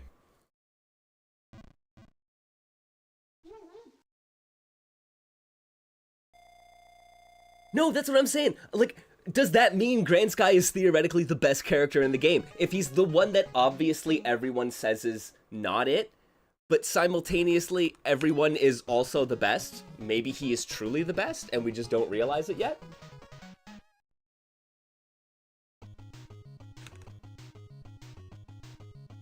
Yes, I declined every opportunity for an easier battle. One I have been searching for. Oh, what has appeared? Alien or robot? Now, I love this. They actually give you a choice. Let's go. Update complete.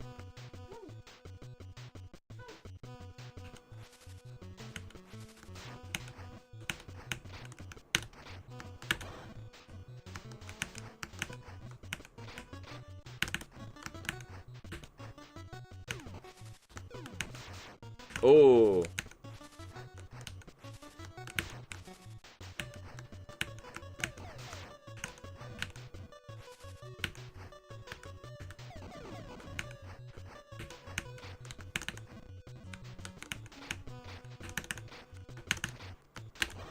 Ah, missed the EX. No!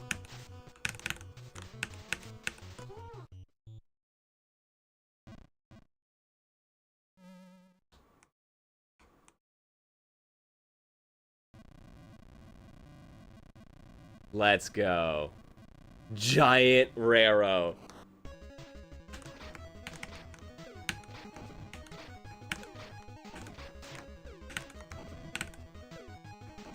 I fucking love giant bosses, man. Oh.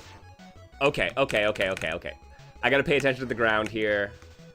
Get away. Nope, I missed. I got hit.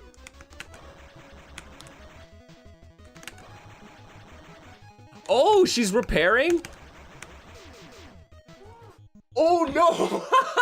Okay, I got.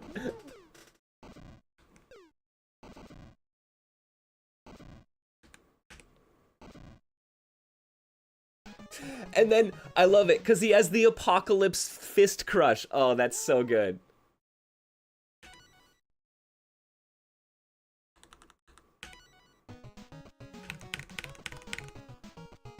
Yo, Foxy outdoing themselves yet again.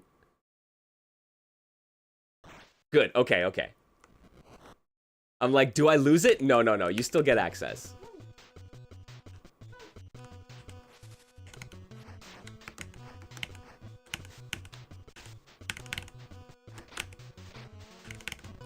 Oh, I'm gonna go into this fight with no health now.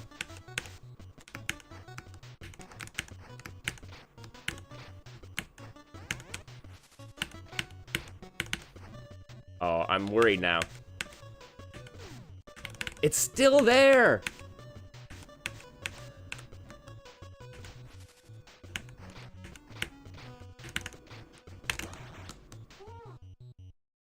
I know, I expected that they wouldn't let me get back in, but no, they're kind enough that if you get there, you can keep doing it. But I wonder if I use my buffs now, I probably would lose access. Oh wait, they don't? Really? Oh, that's cool. Oh god. Oh no, I got hit again. Ugh. Oh, wrong way.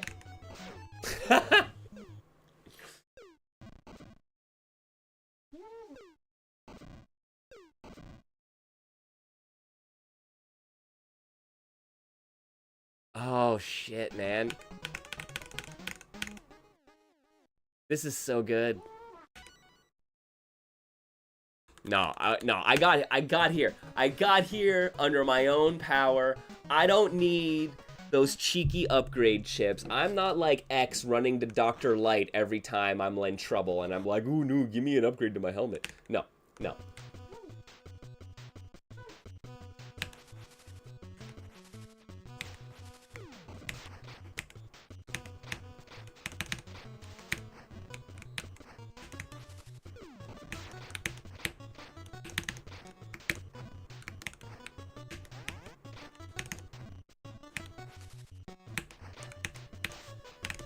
Almost, I missed my...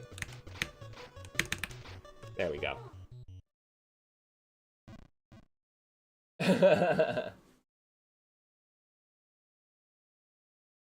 This is just normal difficulty too. I'm not even on Maniac, man.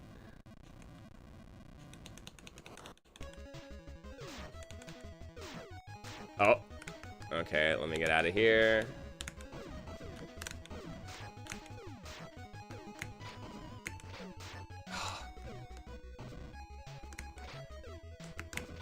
No, wrong way.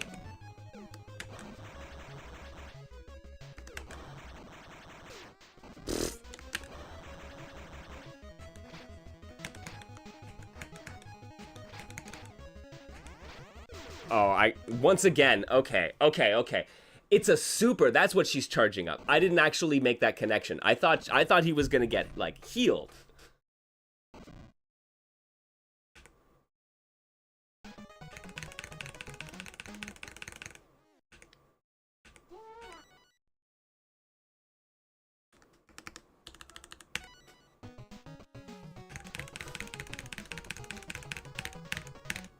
Come on, we got this. We got this.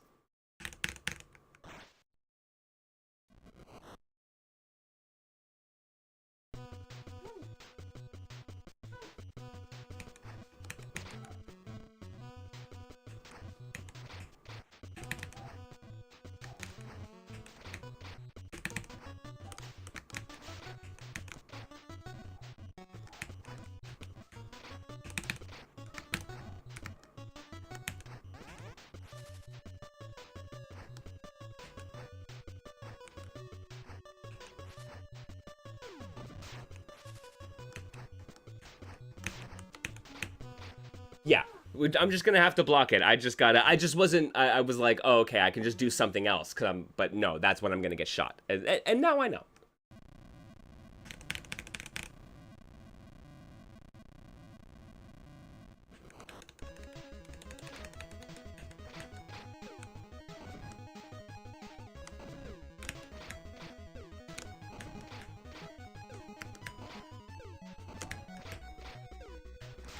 Ow.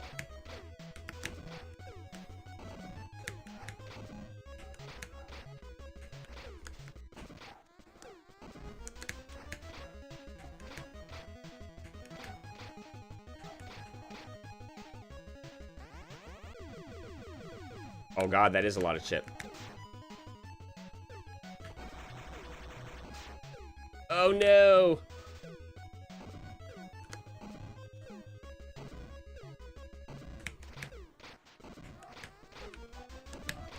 Wrong way.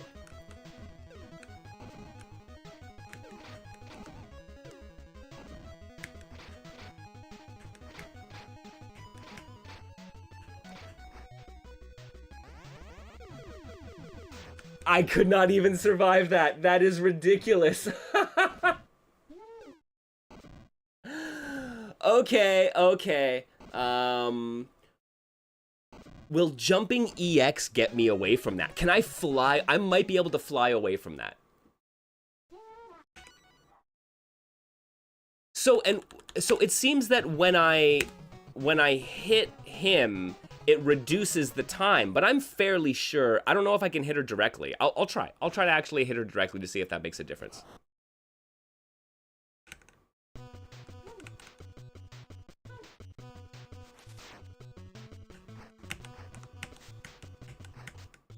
Oh shit.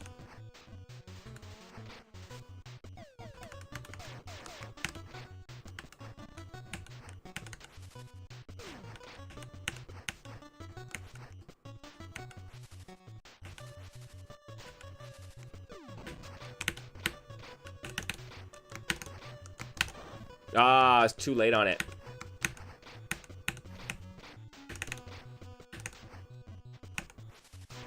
Okay. Because, yeah, I don't know if they'll actually let me disrupt her or if they'll just let me reduce the timer a bit.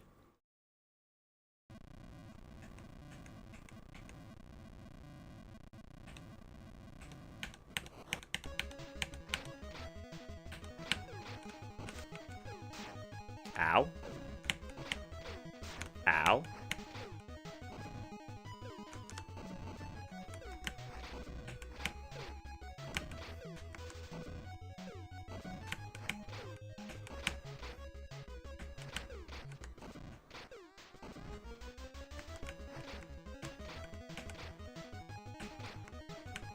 Yeah.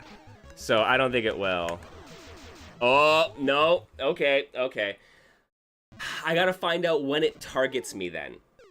Because at some point, it locks on and it shoots, and you should be able to avoid it. I don't think they're gonna force you to tank the chip.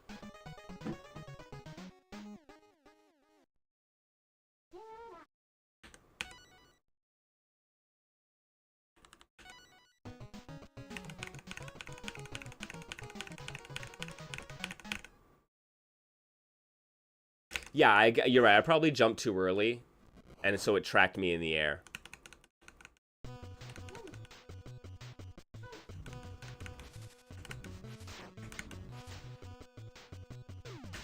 Ow.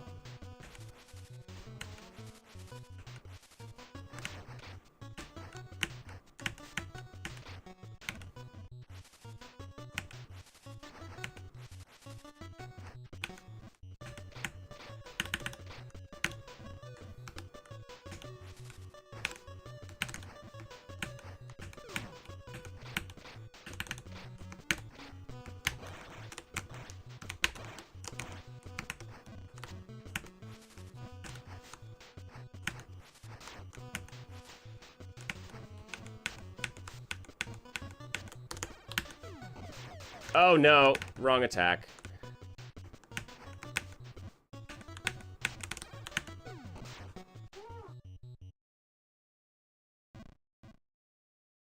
I do not have much health. I don't even think I can tank the one of his supers.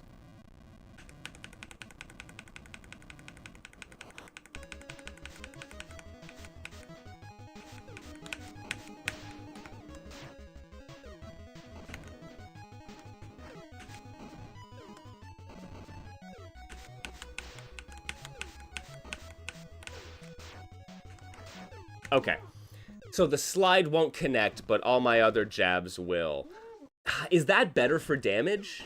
Probably not than the 2 kicks, eh?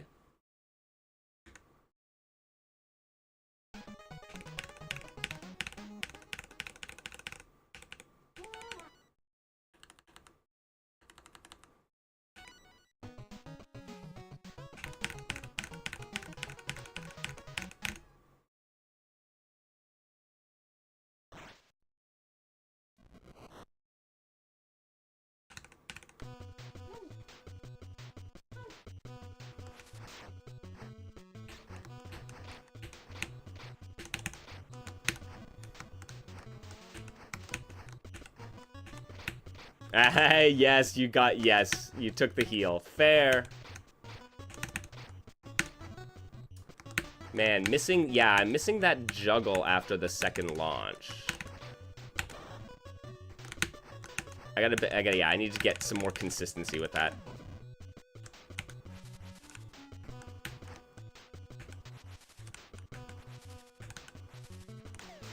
Ow.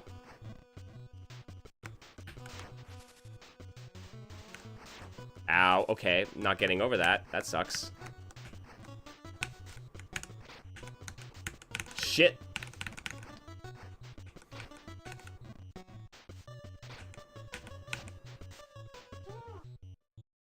Not even making it through Raro now.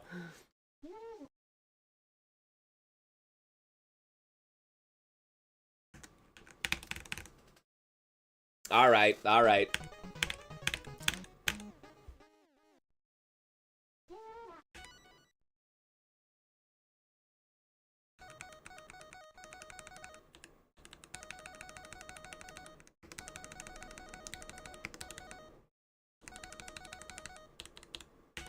Let's do this. We'll power up.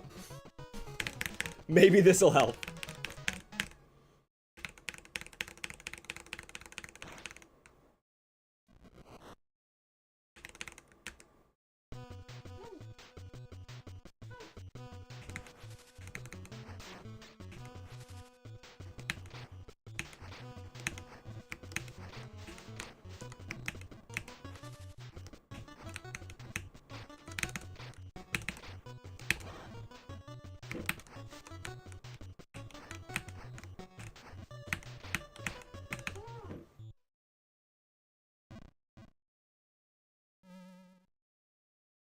I mean, I got it by making it to the last boss without using any upgrades.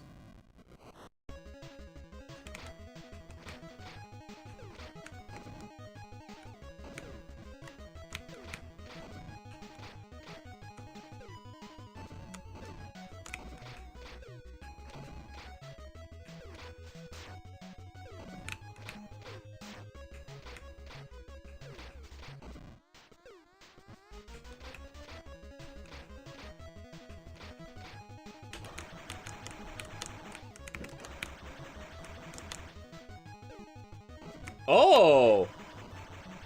Okay. If you can prevent it.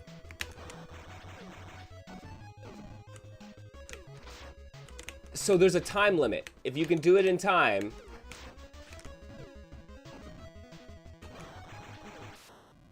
Yo. Let's go. Yeah, now we gotta fight Dim Cyber.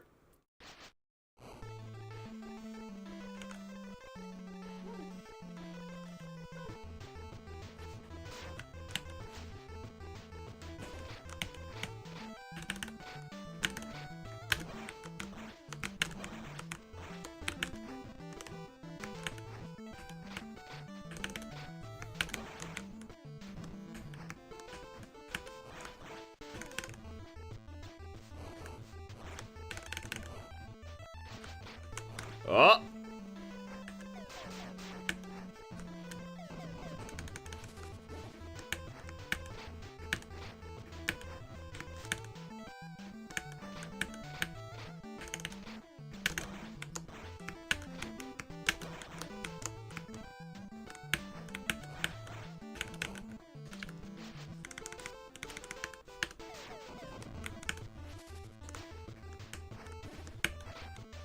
Whoo! Yo, you can really freestyle with Raro. That's what I love. Oh man, honestly, like, they have done a really good job. Foxy has done an amazing job of capturing the kind of freestyle Chianta combo thing in Robo O with Raro. This is like a great conversion of this character.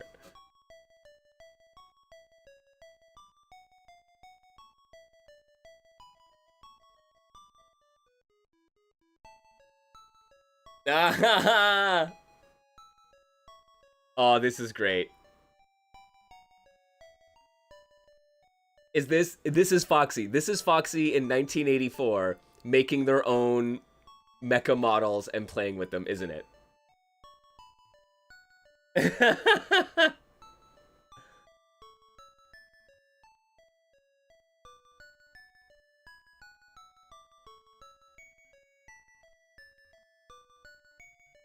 Aw, that is amazing.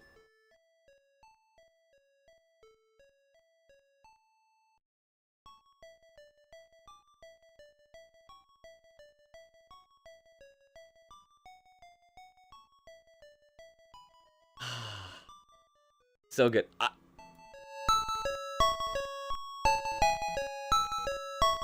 This is honestly a very, very simple but excellent ending theme.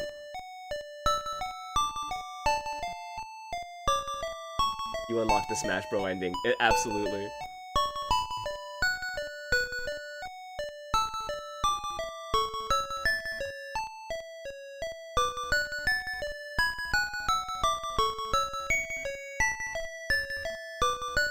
Foxy absolutely is the GOAT.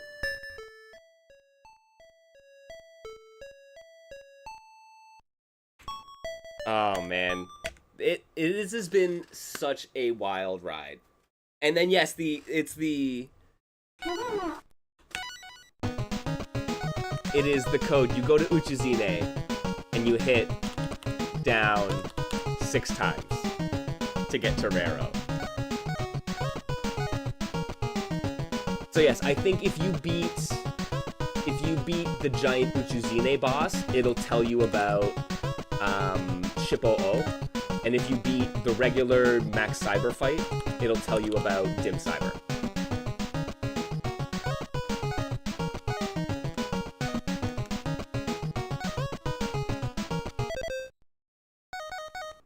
Oh, we even have the...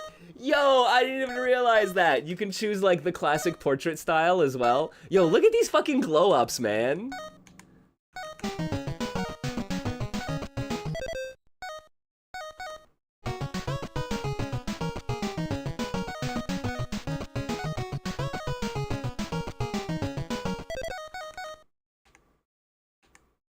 That's super cool. Hey, the classic. Yo, we don't. It's funny, there is no classic. They had to make this explicitly for Raro because there is no classic version of it. The old art hits different, right?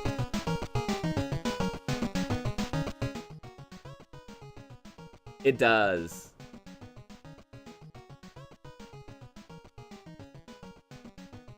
I cannot wait, man. Super Robo O is gonna be so sick. Like, the little bit that I've played of it, and it's like very, very early alpha, like pre-alpha form, is so good. Like, I am, and knowing, and like all that came before the completion of Robo O 3.0, before the completion of, right, because it's still in development, of Uchu Mega Fight versus Robo O. Like, they're gonna learn lessons from those projects, from this project and from versus Robo O, UMF versus Robo O, that's gonna apply to Super Robo O. It's gonna be good. I'm very excited.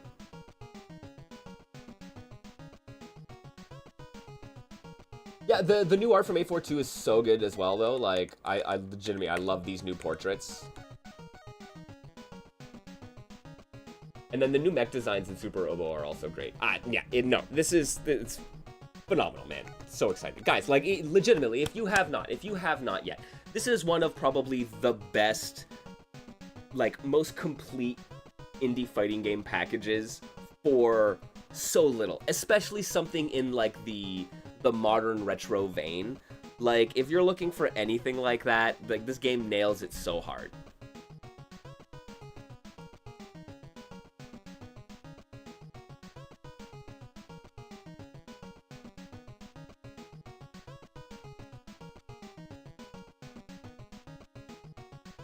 All right, guys. Scratches the Retro Fighter itch, right? Reminds you of Street Fighter 2, Joy Mech Fight, Super Robo Eyes, new Super NES fighters like the TMNT Endless Duel. Yep, 100%.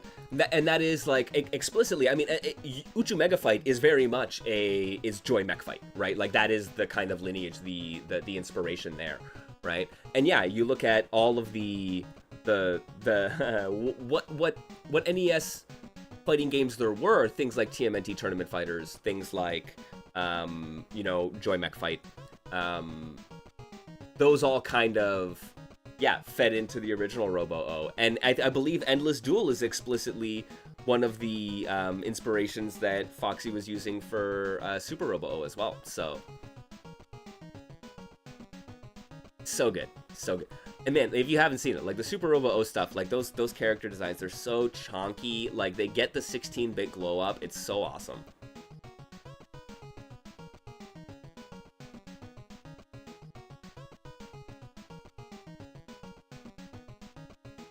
All right, yo, that was this. Man, sound design was yummy too. Yeah, for sure. Guy, I will come back to this game just for my own. Some people sometimes ask me, they're like, do you play stuff that you really don't like just because it's the thing to play on stream? And I'm like, no, not really. If it's not for me, I'm probably not playing it on stream because it's not for me.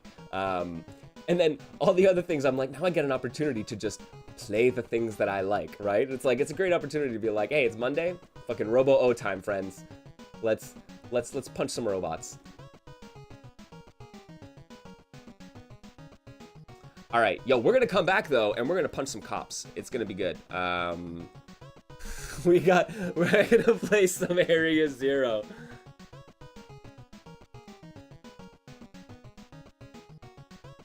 We're gonna play some Area Zero in just a minute. The 8-cab cops.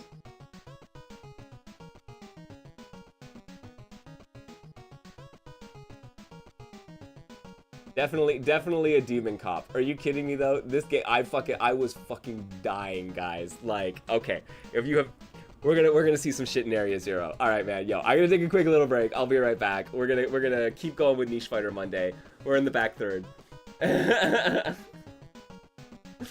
Thank you as always, friends, for being with me here. I'm gonna do the quick shill and just say, spend your Bezos bucks. If you have those Twitch Prime subs, consider dropping them here. If you got some of those bits, I'd appreciate them. Like I said earlier on, all that stuff really helps me and allows me to keep doing this kind of stuff, which is phenomenal. So all the support is great.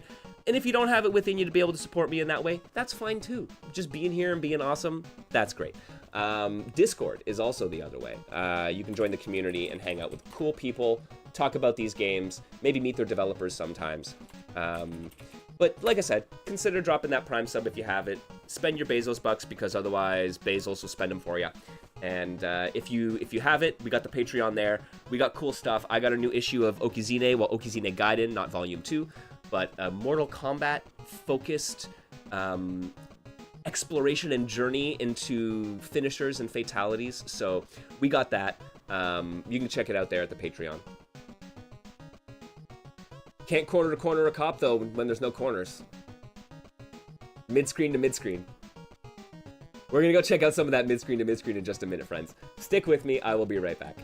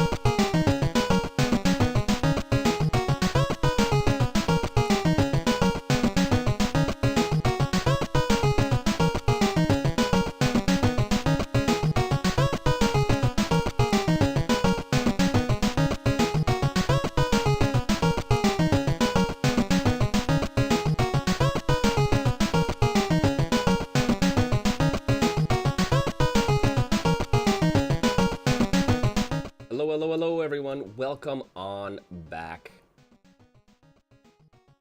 to Niche Fighter Monday.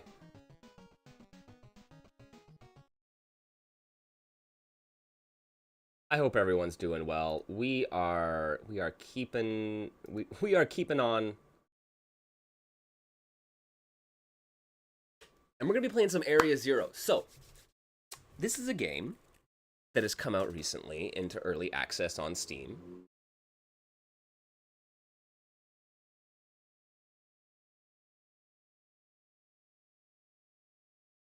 And I'm gonna need something else.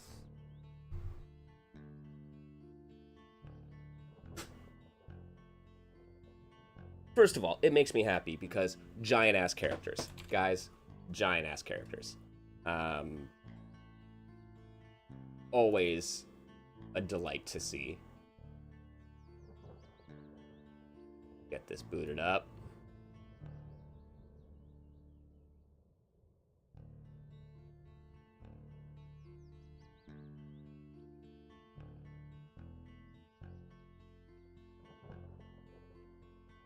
There we go.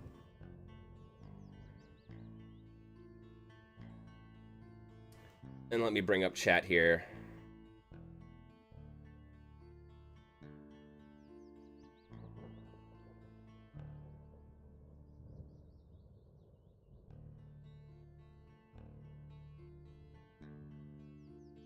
Boom, boom, boom.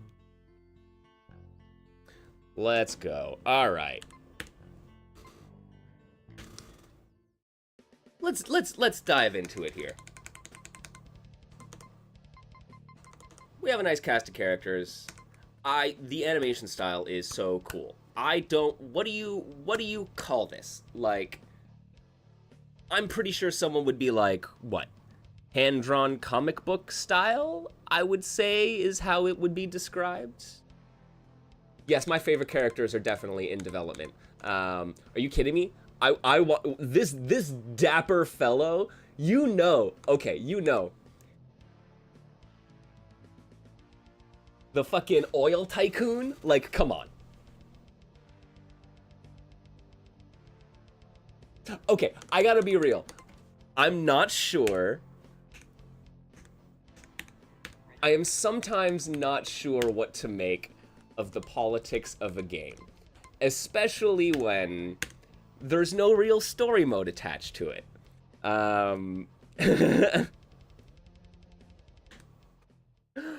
But what does it say to you? And I'm gonna turn this up for y'all. Comply or die! Qualified immunity.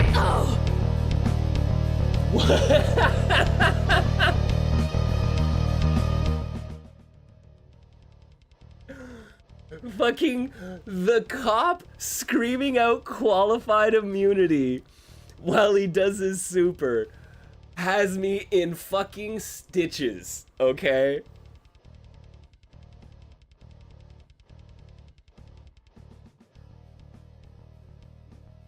And legitimately, I am sometimes like, what are the politics of this game? Because, like, BPV, so there's, like, Violet, one of the characters, Violet, but there's bipolar Violet, who has special powers when she gets dark enough, right? And I'm like, oh my fucking god, this is...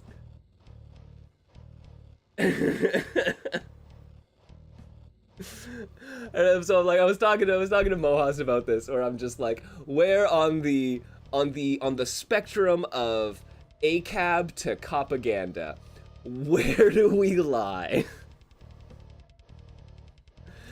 And lacking anything to really go on story-wise, I am gonna say that this is a criticism.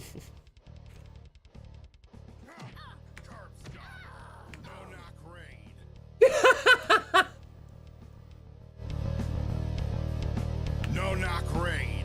No knock raid. Curb stomp. Curb stomp. You're mine. You're mine. Oh my You're god. mine. You're mine. Curb stomp.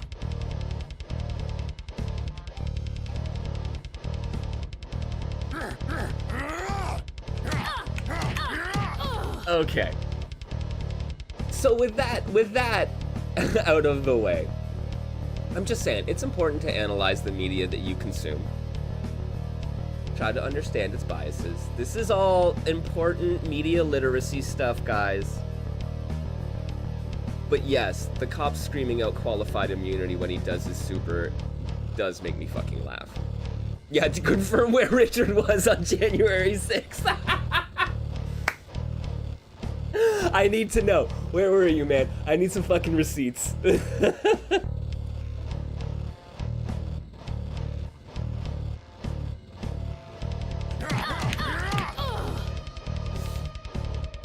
All right.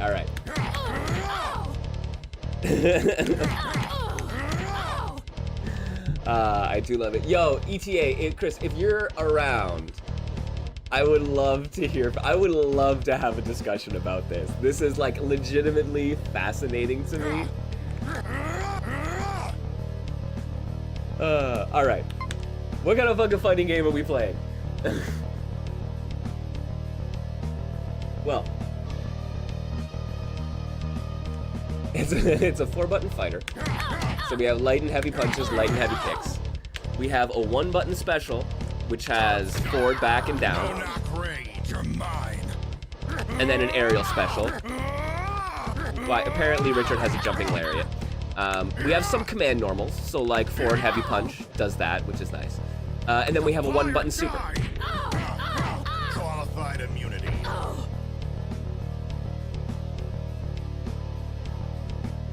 Kiro, absolutely, which is why you know that Wilson is the fucking oil tycoon baron, right? And he is gonna be the most insufferable rich asshole ever, and I can't wait for it. I think it's gonna be delicious.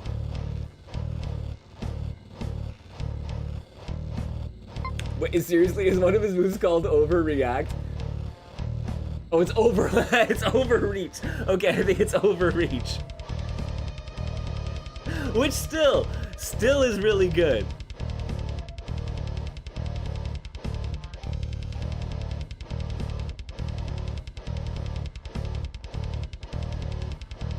Search and seizure.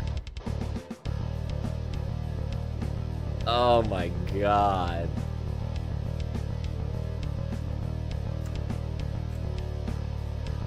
Oh yeah, sorry, that's probably really loud, eh? But yeah, no, legit. Okay, the music is also fucking banging. Like, it is really good. Okay, so we have some unique attributes. Smackdown, which is back HP causes ground bounce. I know, yeah, it's heavy.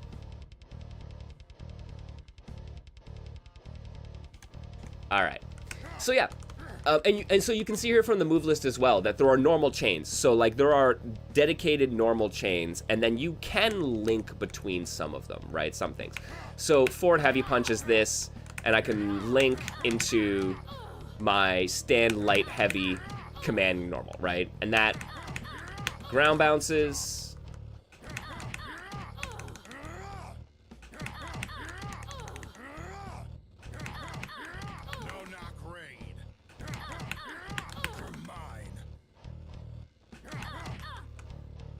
So what can we get off that? Ah, okay. So we can get a couple buttons in the air.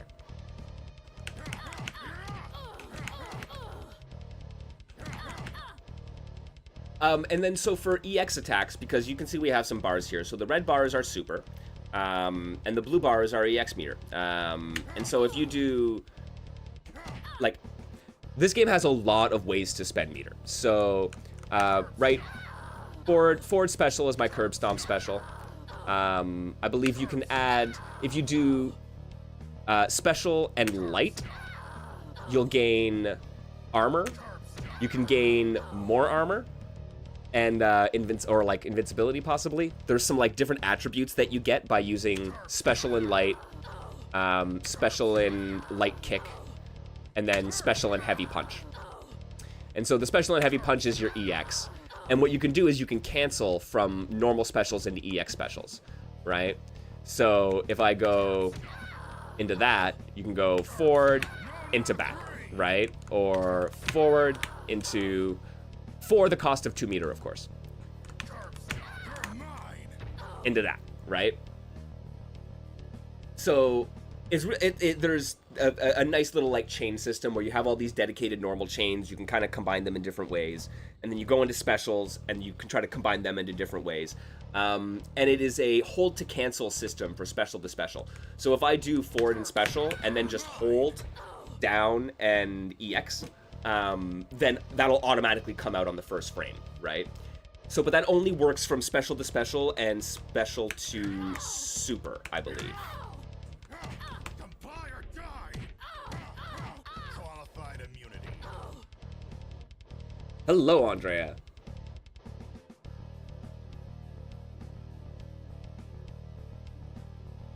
Why isn't Curb Stomp an OTG? Right? So there's this and there's this. And I don't think it is. Right? Because...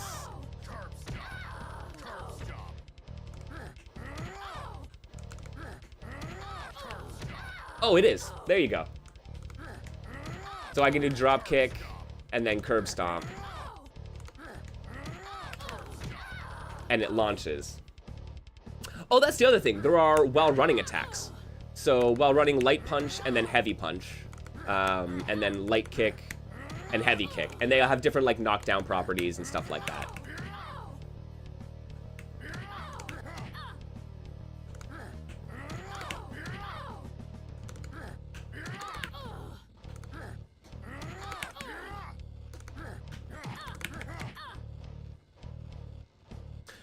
And something you might have noticed, there are no corners in this game.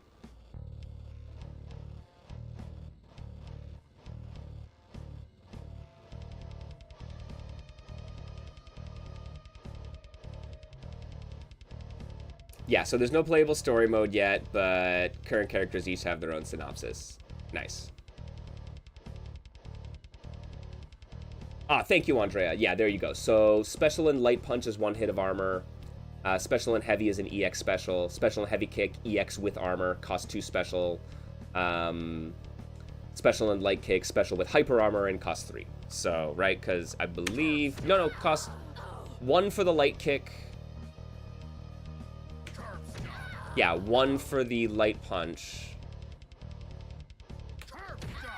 2 for the heavy punch. Sorry, the heavy kick, yeah. And then 1 for the heavy punch. So yeah, right? But all 4 of your buttons with your specials give you different variants on the EXs with different attributes.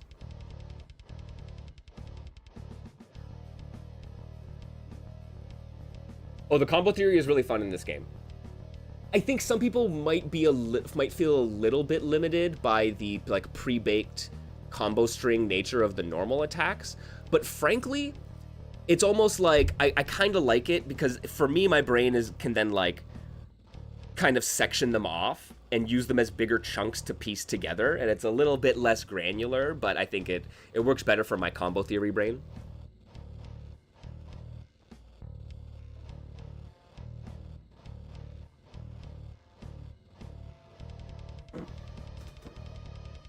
Or HK links back into stand heavy kick. Yeah. Okay, so yeah, there are some cool things you can do, right? Oh man, we haven't even gotten to all of the things yet. So there's a parry system, as well as a buff system. So everyone has taunt, so we get third strike taunt buffs. So for Michael, his super is this. It's an install, which lets you call an assist. But for him, okay, also, so every time he taunts, he gets a buff that extends the length of his super. His taunts also releases balloons that do damage. There's so many cool things. Oh, God.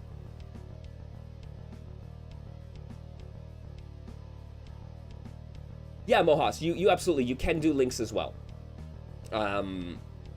Right? And so I think that's it for me. It's like linking between those chunks makes a lot of sense, but I think some players might see that and feel a little bit limiting. But it's just a different way for the game to play out, right? So So you can see there at the top left, it says buff.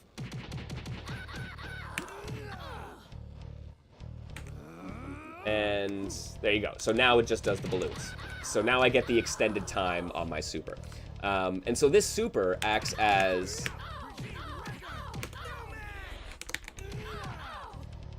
a rapid cancel as well. And then you can add stuff in, call the assist. It is really cool. Yeah, the balloon taunt is super dope.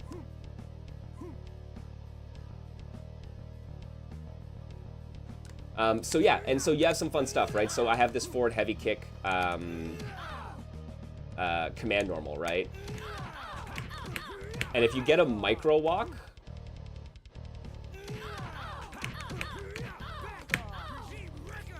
oh, I don't know if you change this. So you can micro walk forward after it. And I used to be able to get... There we go. Oh, see? Maybe not anymore. Did that get changed? I used to be able to connect back special into forward special.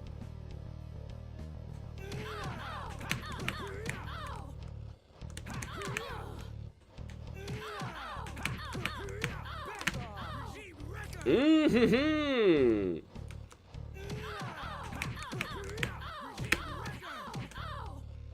So I can go right into forward.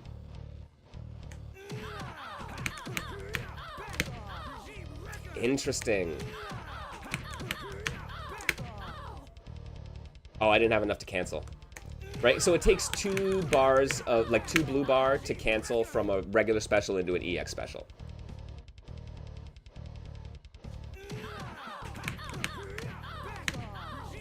Oh, that's funny. I think it did change. All right.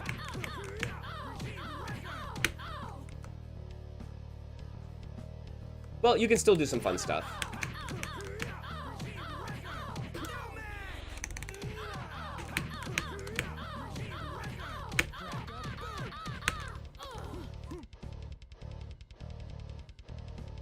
Dropping some of those. Does that not even work anymore?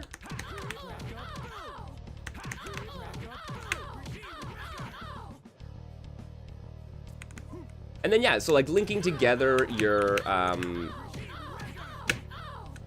okay, that does work.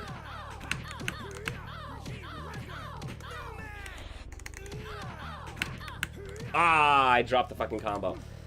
But yeah, I don't know. I love using the like rapid cancel, the super to rapid cancel.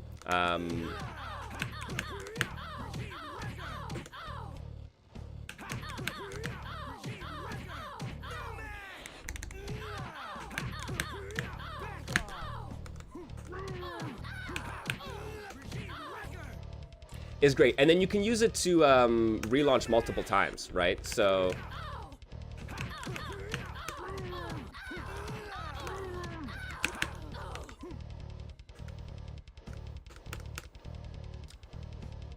Kiro, that's the combo that I used to do. So this into back special. But that doesn't seem to connect anymore. Okay, so we get that, and then I would go into this, but right? So like I'm pretty sure I have the video on my computer of me doing this combo. Right? But now that whiffs.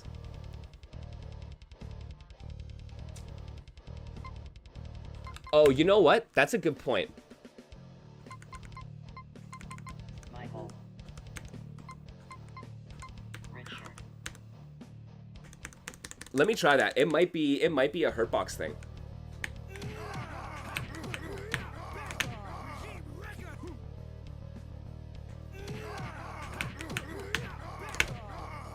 Ah, not enough bar.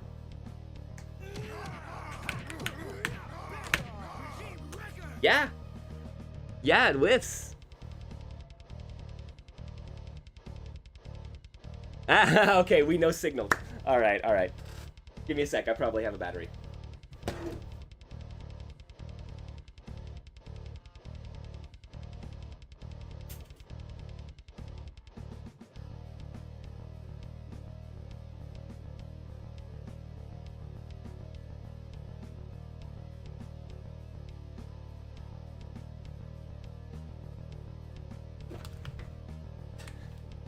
how we know we're having fun, guys. We've no signaled.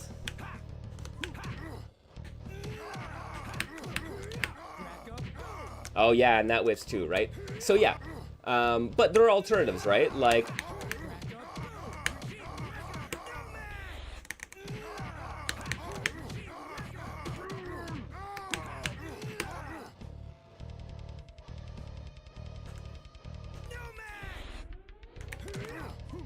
oh, what is his? There you go.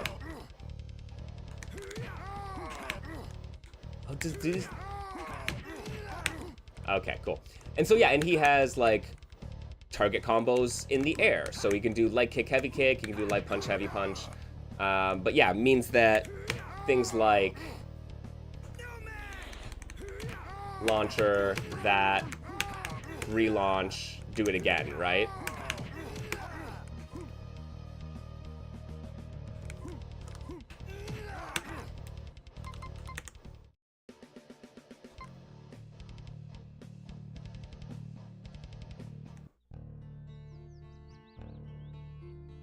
Yo, I am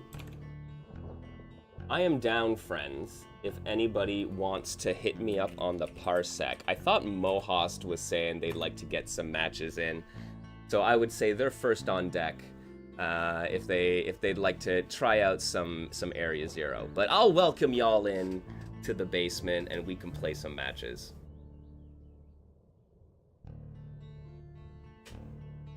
But no, this, like, really cool. Really excited to see what the other characters play like. I'm really enjoying, as Andrea actually had a great combo that for BPV, and she can basically combo into or out of like all of her specials, so you can get some really fun routing going on. It's super cool. Oh, Mohas is streaming? All right. Yo, let's do it, Andrea.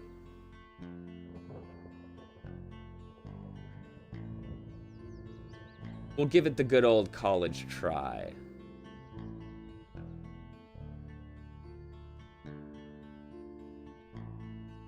Sweet. Yeah, JT, for sure. We can line up a few first to fives or something like that.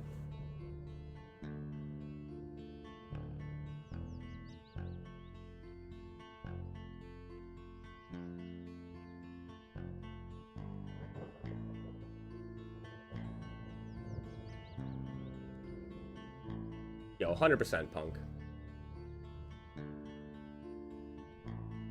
Happy cooking.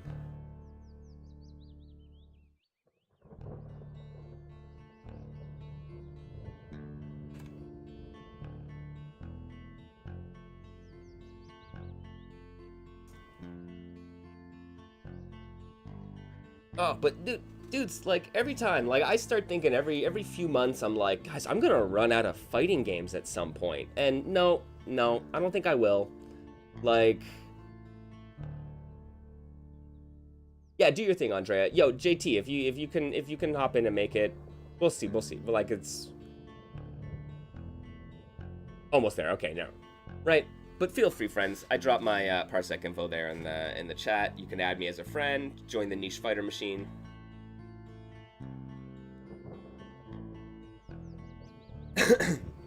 But I do. Sometimes I'm like, I'm not gonna. Yeah, right. Am I gonna run out? No, not gonna happen.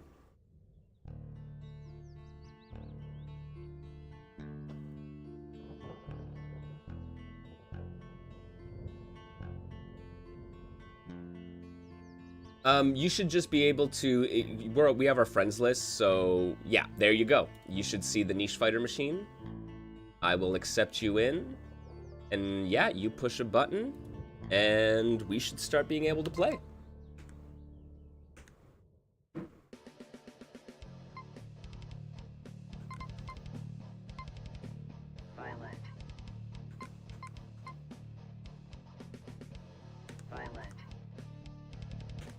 All right.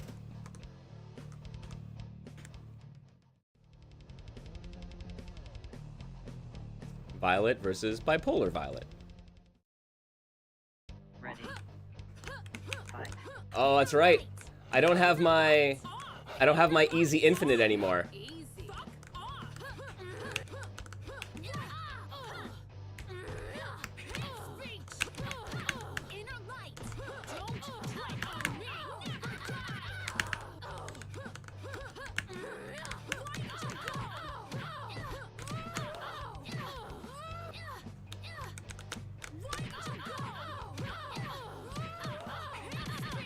Nice.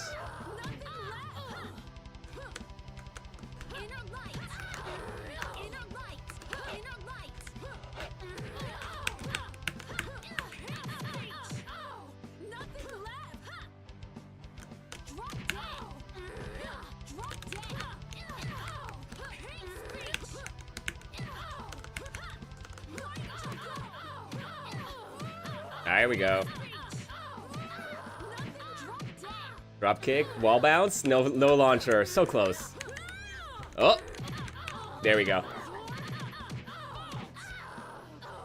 Ready. Fight.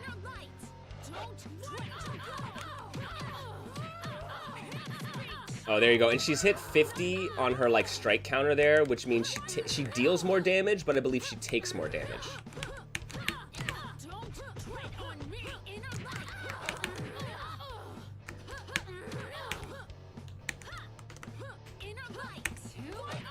Oh, damn. Counter hit combo off of the taunt. So you get big counter hit damage if you hit someone out of their taunt.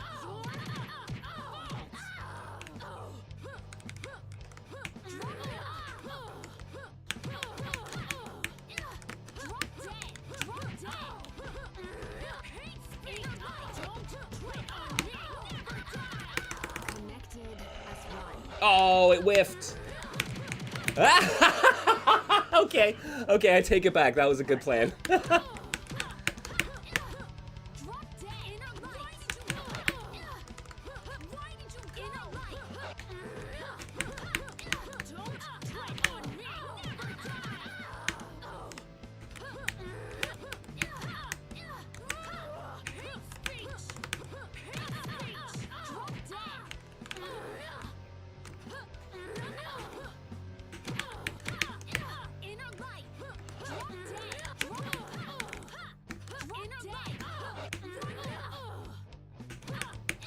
Oh, I keep trying to, I don't know why. I'm trying to link jab jab, but I can't.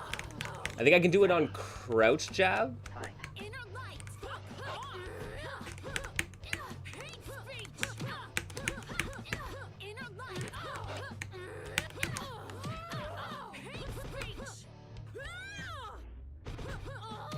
Oh!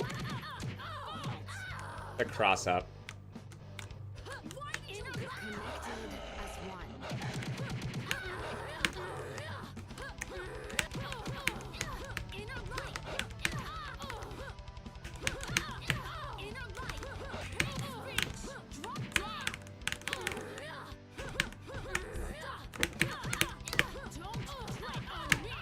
Oh, no, I didn't have the meter. All right, we're good, we're good.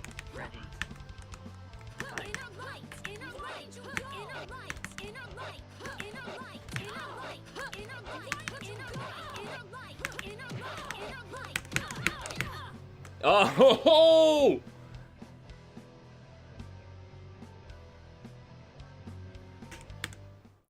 I don't know why I thought I had the, I don't know why I thought I had it. I thought I had the health advantage.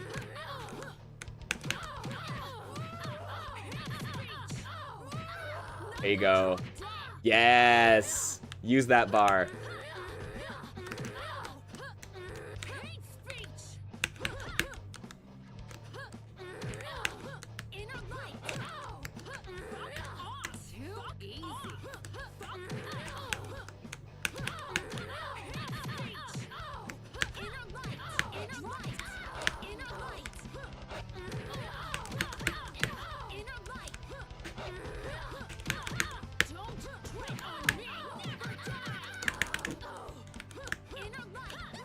Nice. Oh no, I did not capitalize on that.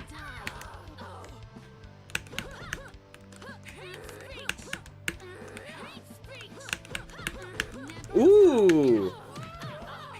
Okay, right. Still armored. All right. Let's go.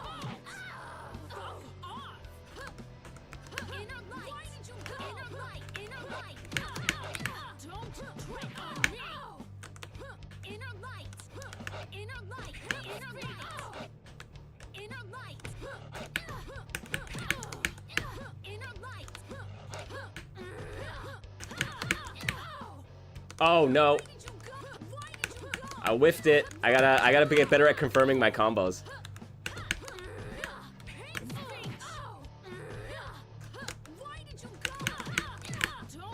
Oh no. Hit. There we go. Dude, okay, I actually kind of love the super sandwich, man. I'm taking it back.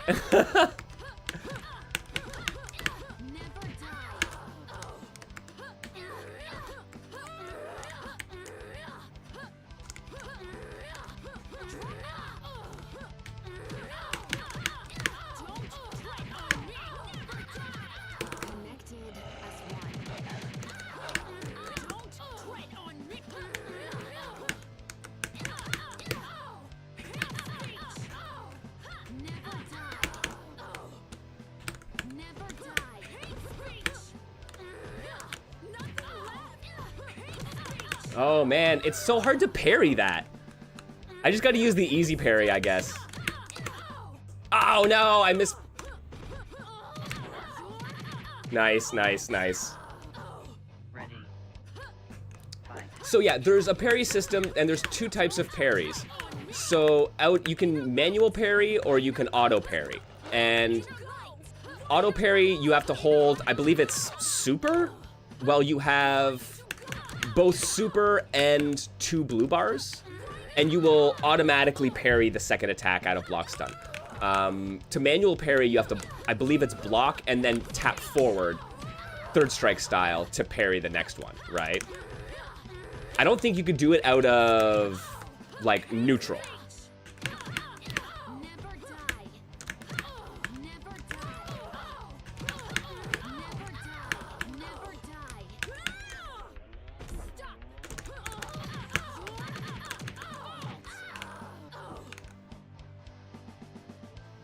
Or is it, right, you can use either your super or 2 blue bar by holding one or the other.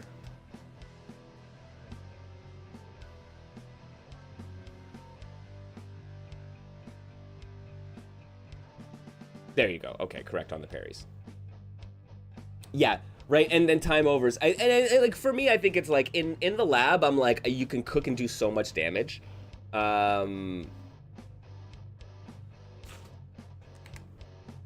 Oh, and I think, Andrea, I think you have to select.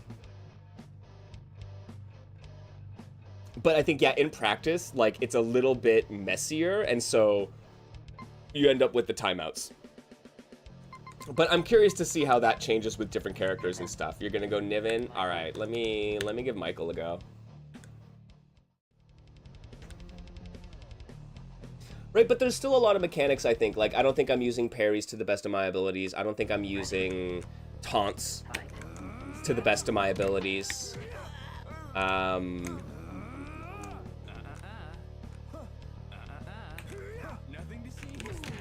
Haha! It's the fucking, it's hidden missiles. Status quo. Oh my. Status quo. Oh my.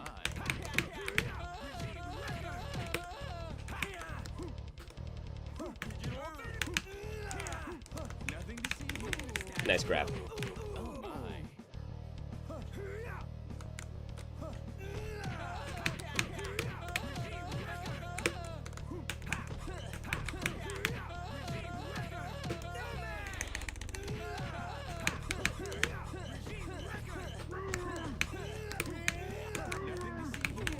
Woo! He's coming along for the ride.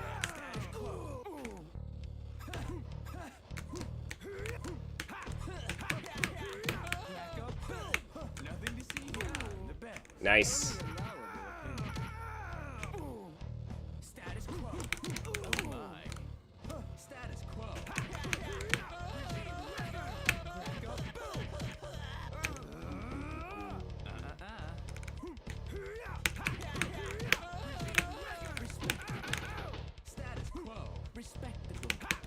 Oh.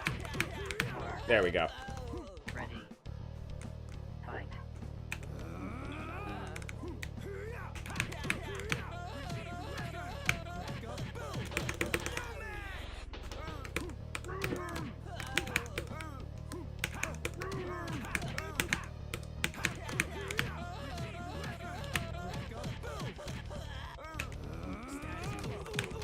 Oh, okay, could not taunt in time.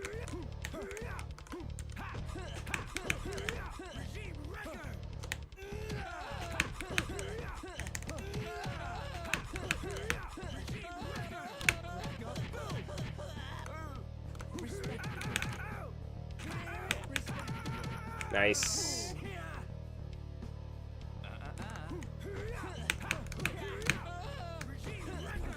Nice parry. Nothing to see here. Status quo. Oh my. Status quo. The best. Canceling the super shit. Nice. That's good. Nothing to see. No, not the armored throw. Status quo. Status quo. Respectable. Respectable. Oh. Rack up. Respectable. Rack up.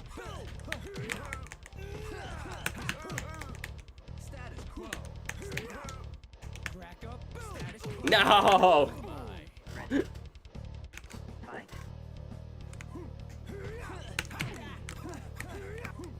The best. Oh, did I get caught? No.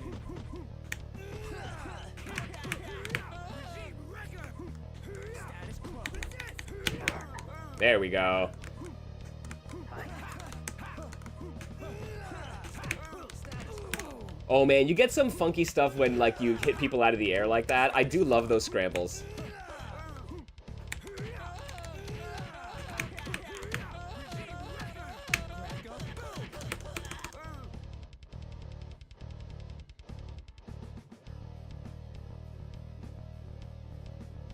Yo, Juggler, what's up? Being able to catch an MKL stream live? Well, yo, happy you could make it.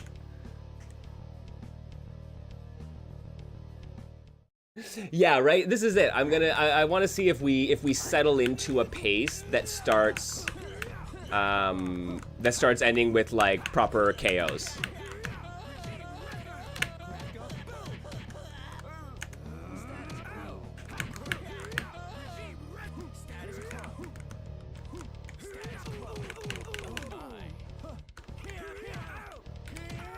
Nice, nice.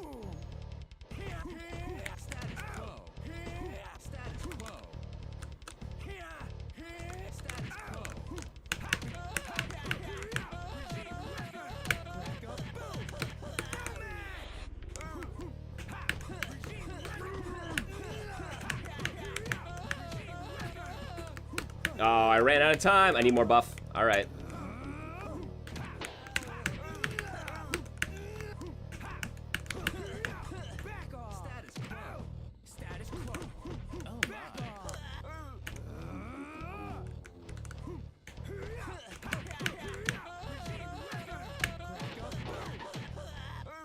Okay.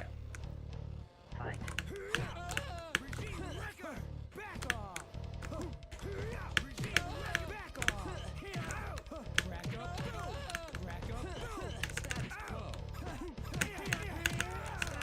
Nice.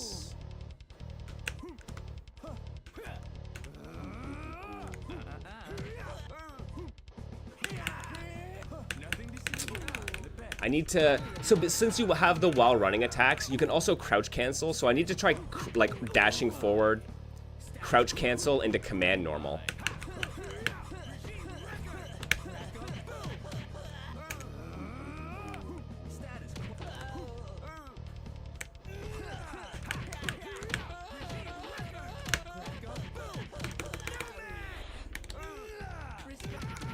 Oh, good, wake up.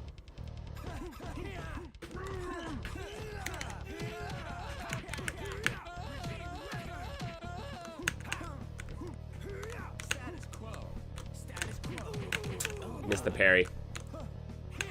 I don't get a great punish either though, because it's his Honda headbutt, so it's like he's airborne.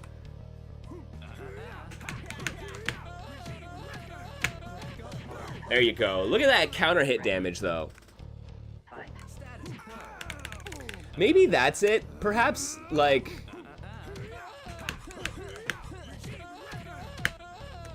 having that kind of be part of the flow. Nothing to see here.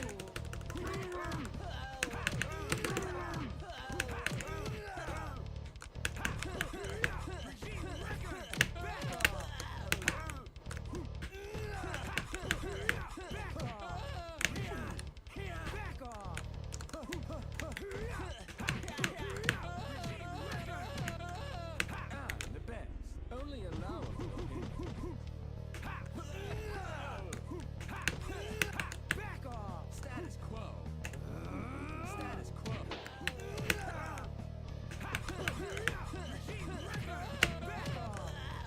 Ah, missed my up kicks.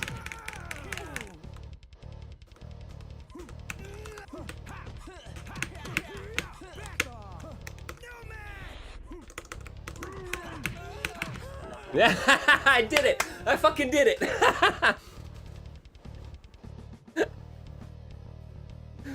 Wasn't a timeout.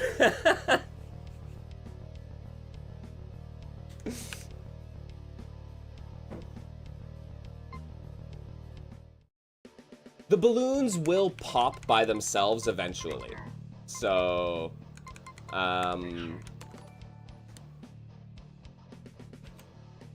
yo, thank you, Jubilee, for the follow. Much appreciated. So yeah, no, the balloons will pop by their own eventually. So you can't just do that, thankfully. Fight.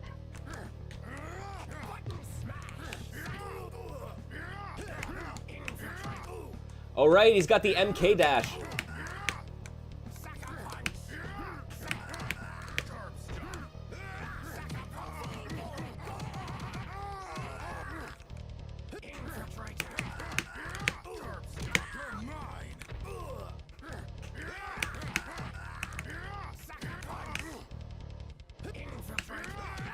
Oops, all timeouts. Yeah. Nice.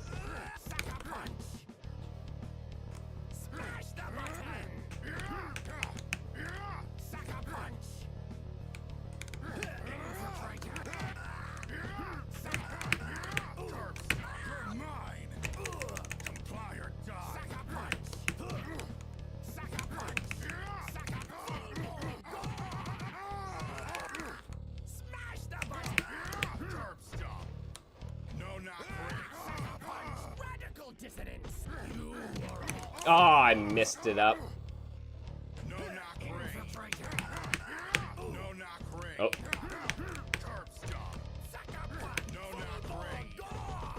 Ah!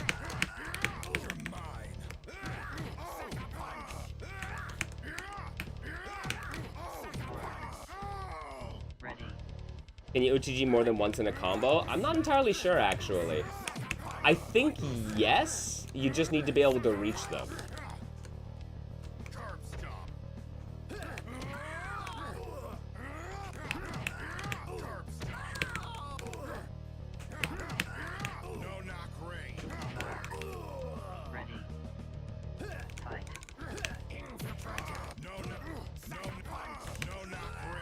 Oh, still whiffed.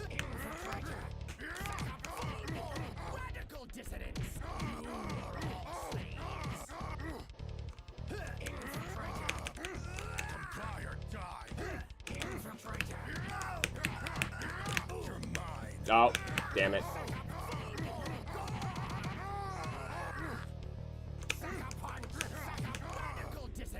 Nice. Yeah, no OTG limit. Yeah, okay. I mean, I kind of like that, where a lot of the, like, potential limiters in this game are just by virtue of the fact that it's an infinite scrolling stage. You just, like... You can do a lot with just some frame data and, right? Some like, spacing. Some frame data and some knockback.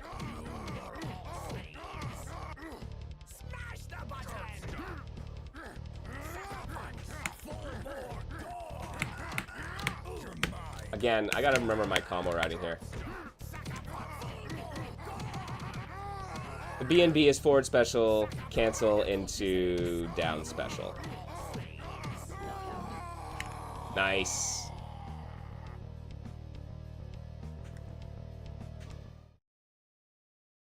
Ready. Fight.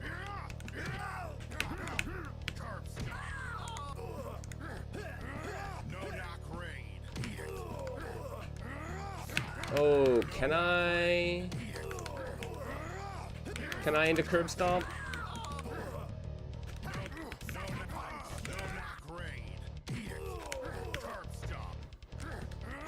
I gotta be able to do that, right? Yeah, okay.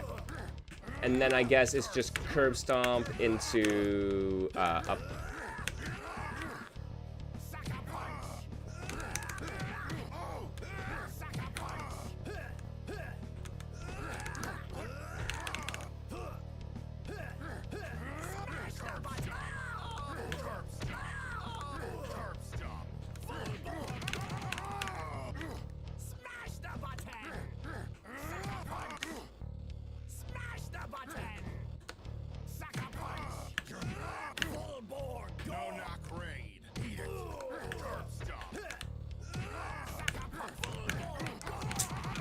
Keep messing up my parries.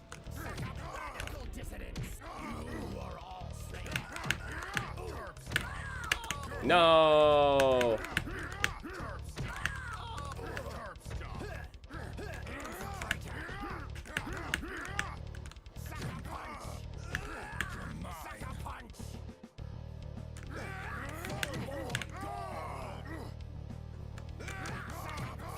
Nice.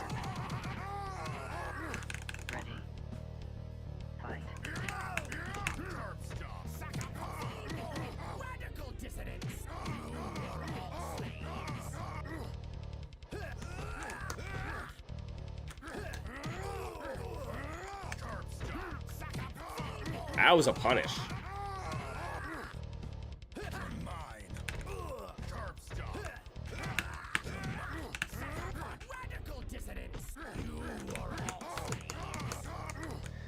I'm trying not to spend my bar on the parry because I want to use it. I want to parry and then punish with it.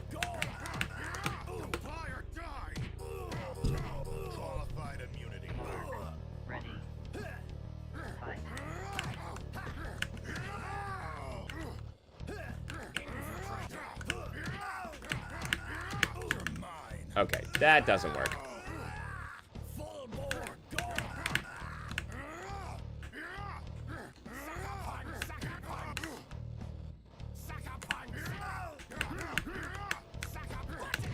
Nice cancel. Ready. Fight.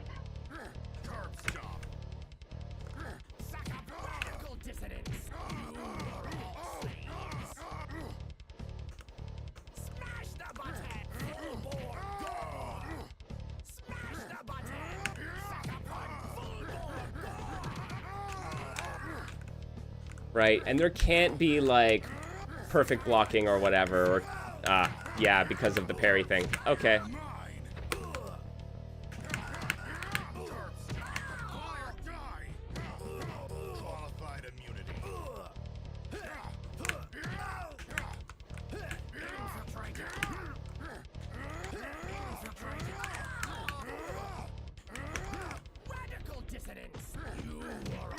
Oh god, that's an... Okay, no, time over. Never mind.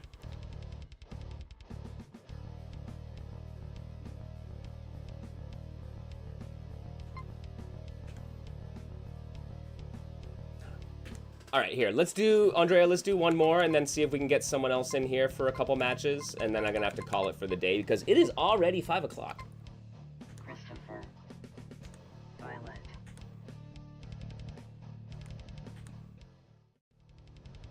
Okay, perfect timing then. I know, right? Ready. Fight.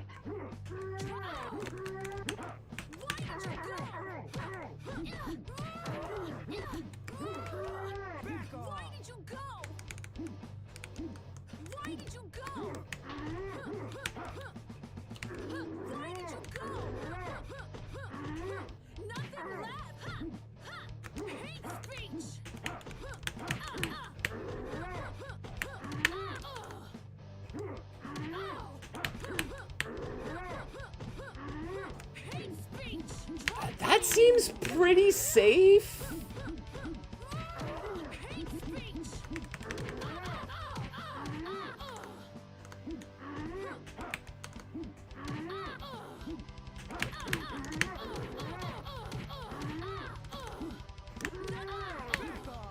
Oh god, the fucking instant air special.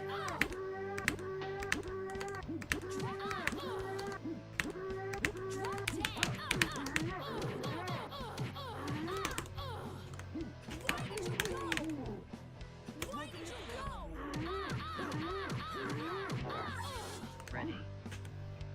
Fight.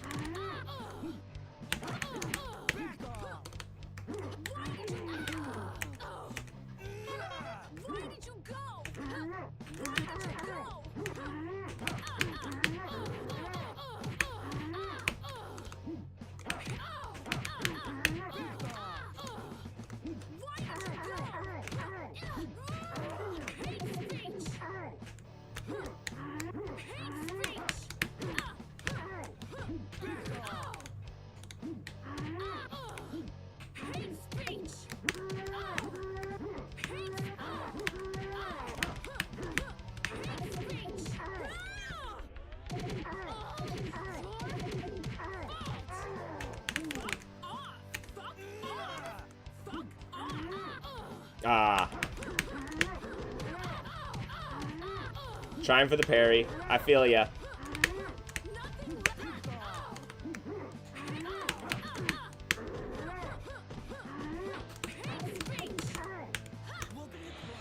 Am I gonna reach? Oh, not quite.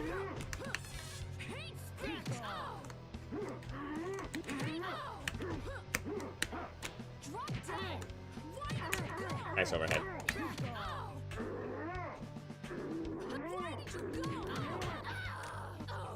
Ready. Fight. Got me with the overhead again. Nice.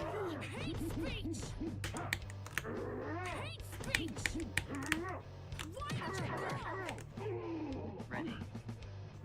Fight.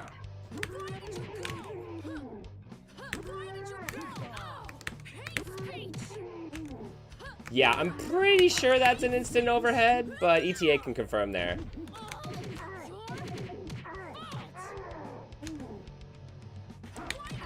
Oh my god.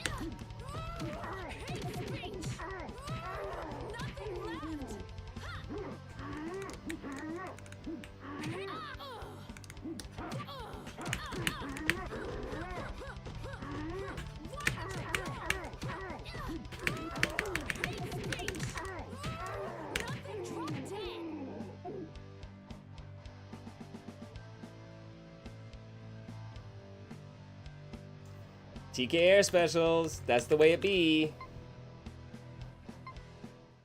Yo, thank you for the games, Andrea. Much appreciated.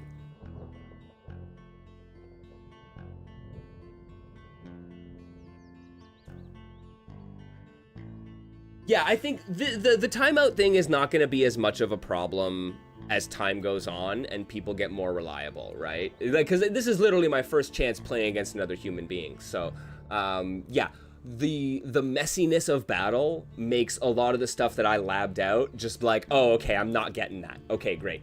Right? In the heat of battle, just like realizing that, oh, I'm going to drop a bunch of that stuff means that, yeah, we're leaving a lot of damage on the table, right? Same thing, I think using the parry mechanics more is going to be an issue. Is going to help solve the issue. But yes, as Andrea says, especially at a casual level, I think you will kind of see that, right?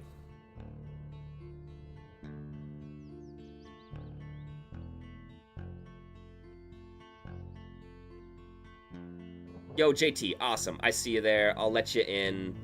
Let us play a couple games.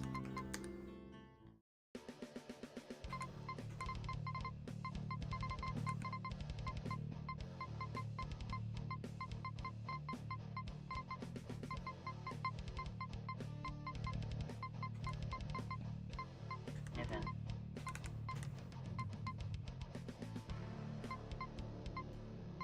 Violet. Yo, yeah, Andrea, your BPV combos were on point. That was super cool.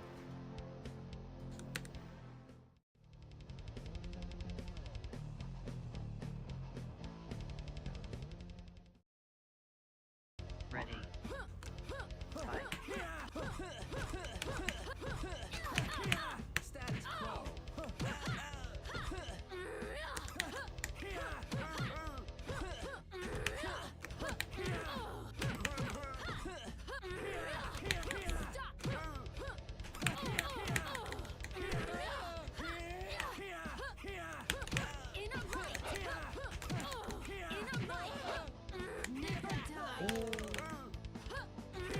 Where's my launcher at?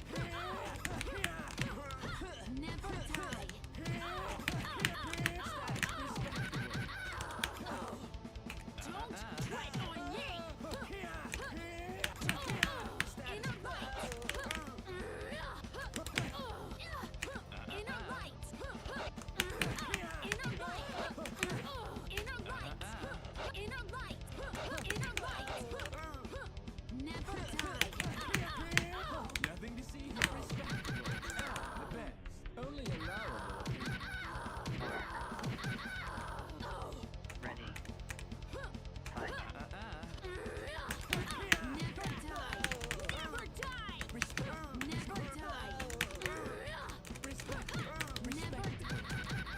Respectable. Respectable. Status quo. Oh my.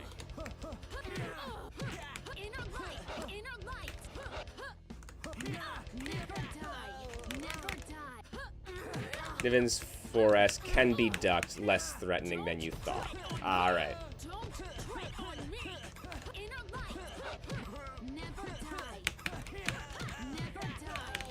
Good shit, hold that. Respectable. Nothing to see here.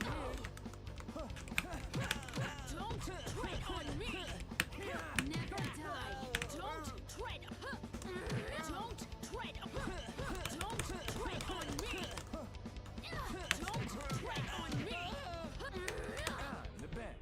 Only allowable. Oh, I got hit.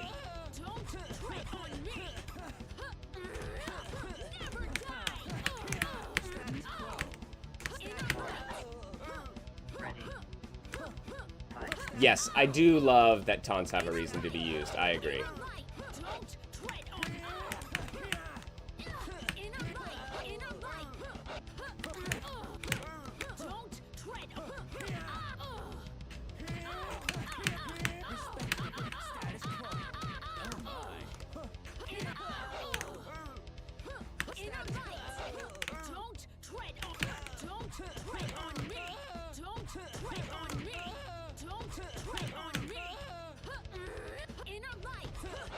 Let me practice my parries.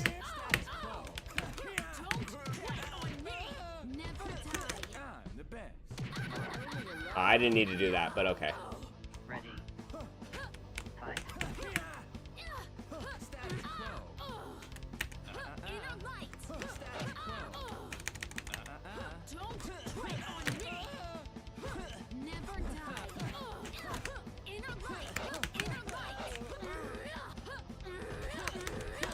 Nothing to see here.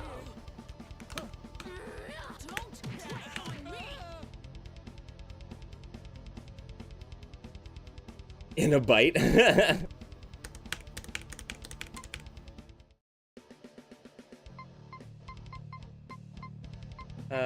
Niven's. Oh, it's back HK will launch. Thank you. Thank you. Whoops. Niven. I was going through it in my head and I was like, I didn't want to keep pressing buttons and just getting bopped trying to find out. But okay, back heavy kick. Because I'm pretty sure I can get... What is the string? Hang on. If you'll let me.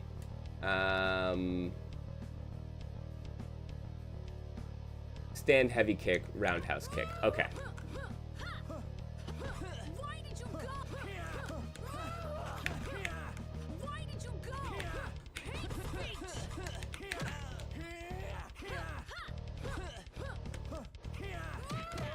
Nothing left. Drop dead.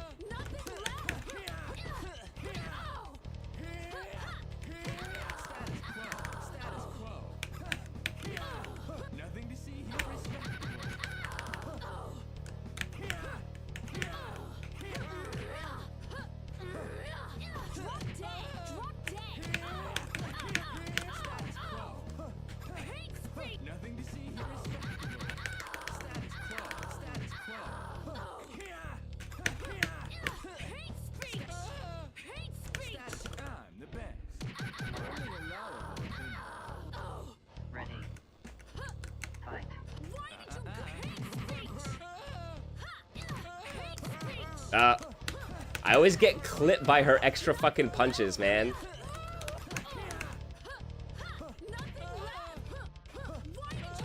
No, in the air. Can't grab you there. Overhead.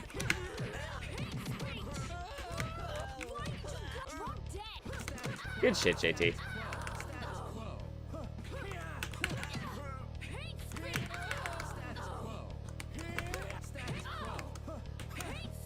Nothing to see here.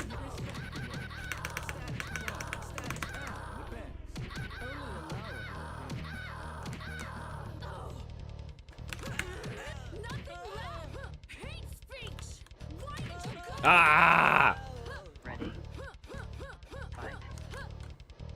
The fact that you can do that so close to the ground is wild.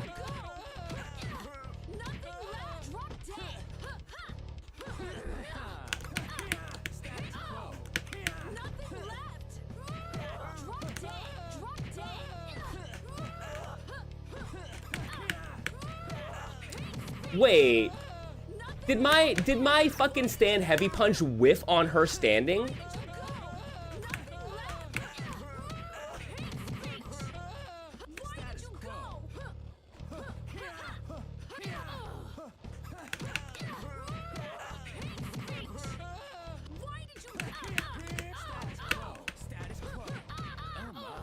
I mean, okay, so I'm actually kind of curious, ETA. Like, what? Yeah, that sucks. For the parries, is your intention that people figure out manual parries? Because what I feel like is that, like, manual parries in a game this fast, when games, like, especially, like, some of these moves, you have a high and a low parry. Some of these specials alternate between them baked in.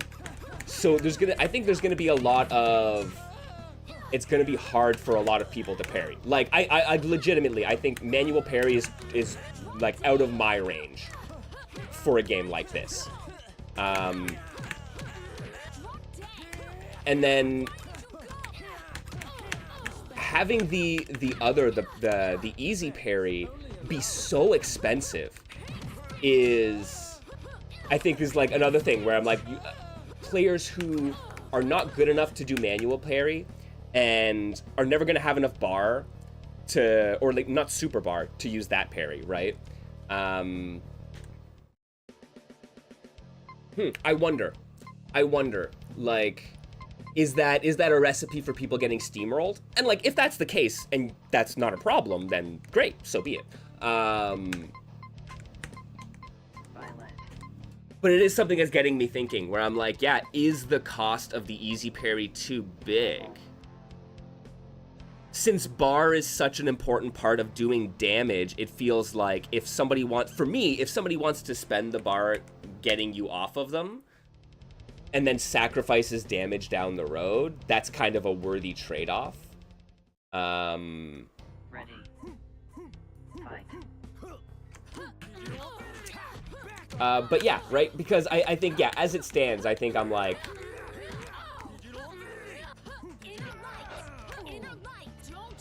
having to, yeah, I don't know. I think that's a big, maybe the manual parry is a big ask in the speed of game, I think, for a lot of people. And then having it be such a high cost for the easy one, I think disincentivizes people from actually using it. So I'm curious what, like, your idea is behind that, because, yeah, I think it's kind of, not necessarily a pain point, but it's definitely something that is, coming up in my brain as I'm playing.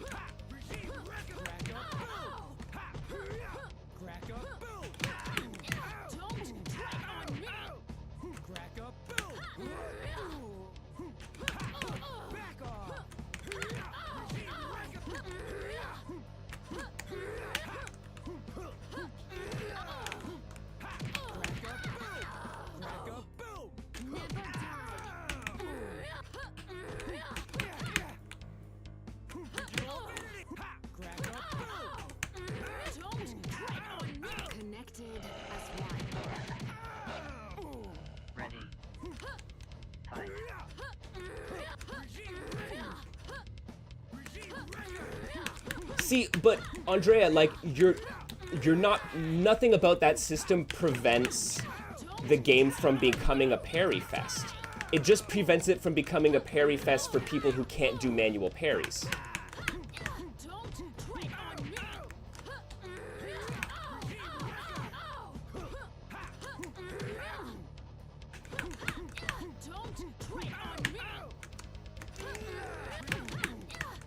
Right, and I think that's my concern. I think it's just, there's a bit of a discrepancy between the two. So I'm like, that's why I ask, like, what is the goal behind it, right? Because if the goal behind it is to allow people who would not otherwise be able to do that, which I just did unintentionally, by the way, then I don't know. Then maybe that doesn't quite meet the goal. Or maybe I'm missing something about it, right? That's kind of what I'm thinking.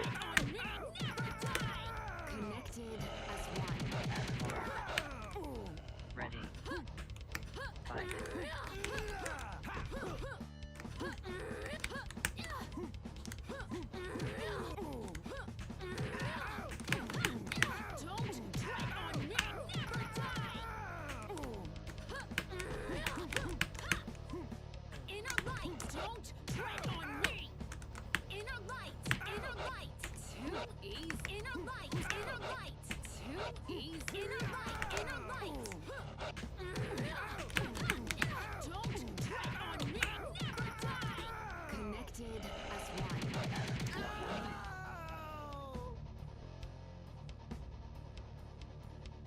Yeah, it's there to allow for a higher skill ceiling. You can tune the cost of the auto parry. Yeah, absolutely. Okay.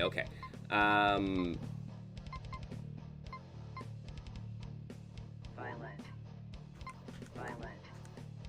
Okay, that makes a lot of sense. And yeah, and like, it's good to have that, right? Like I said, I know folks who are really into a good, like, third strike, tap forward to parry kind of thing.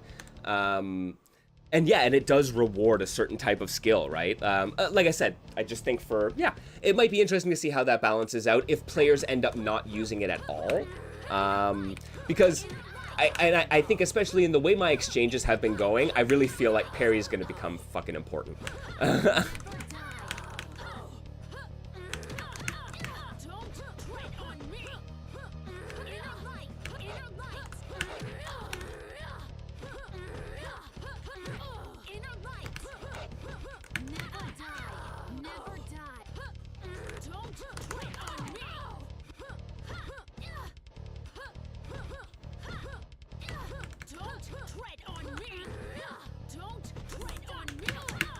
Yeah, okay, that's a fucking low parry. That's why. All right.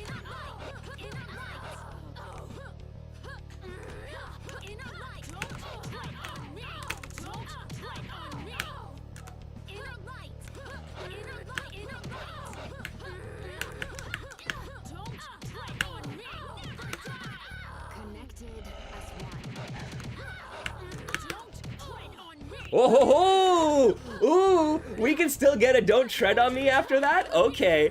We still got some infinite potential. It's gonna be way more meter gated.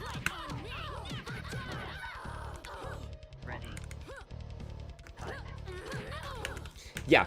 Parry is very rewarding in terms of meter gain and an advantage, right? Hope that it becomes an incentive to get better at it. Okay.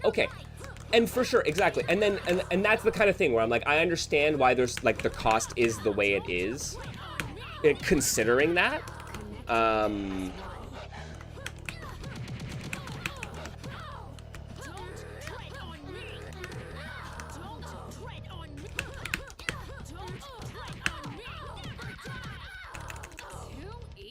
Right? Yeah, if you want to incentivize people to do that, then yeah, no, that makes a whole heck of a lot of sense. That it would cost that much, so they're like, okay, I can use it in a pinch, I can figure out how it works, and then once I realize what the timings are, I can start doing that work to put in, to get the timing down. Yeah, I would say definitely for super, I think it costing like a half bar of super makes a lot more sense in my brain, just,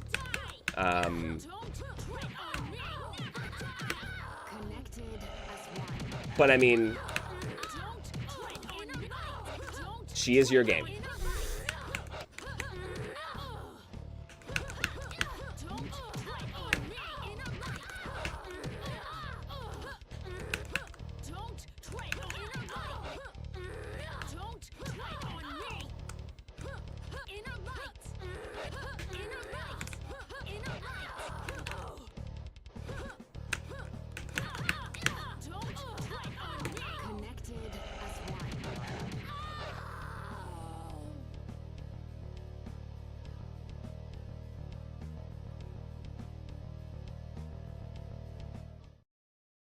As far as meter gain and frame advantage. Okay, okay. Yeah, no, I guess that's a good point. Yeah.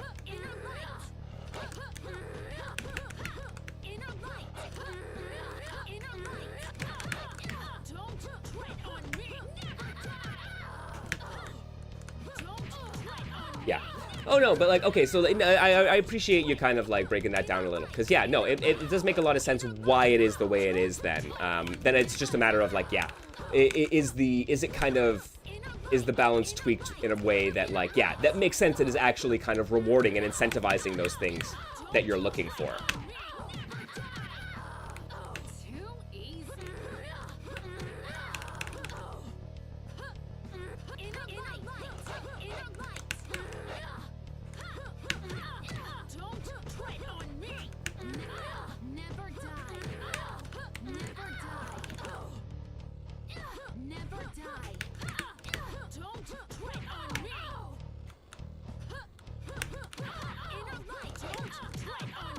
Go. Yeah, trade. The Violet Hive Mind is at play.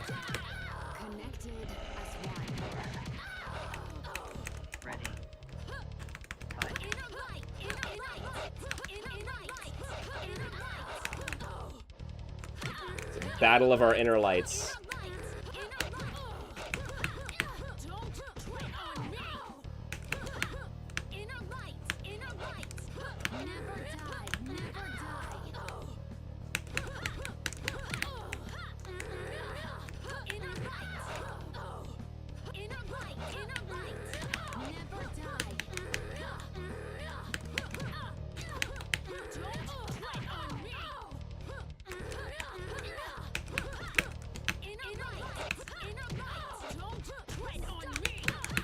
Ah, and I whiffed it.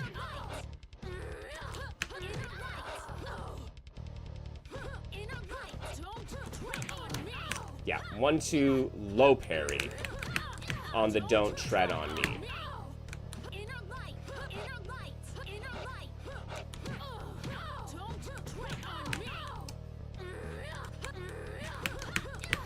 And I don't think it's like even timing between them, right?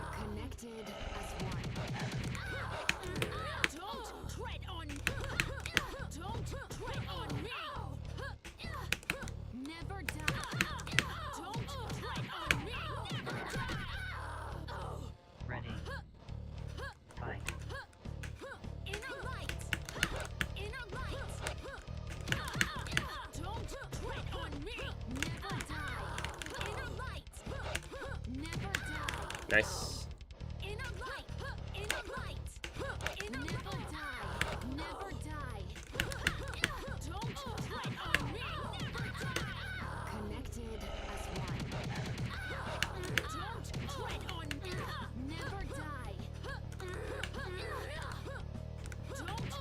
Nice. Ah, not enough for the second. Ah, not enough for the cancel. All right.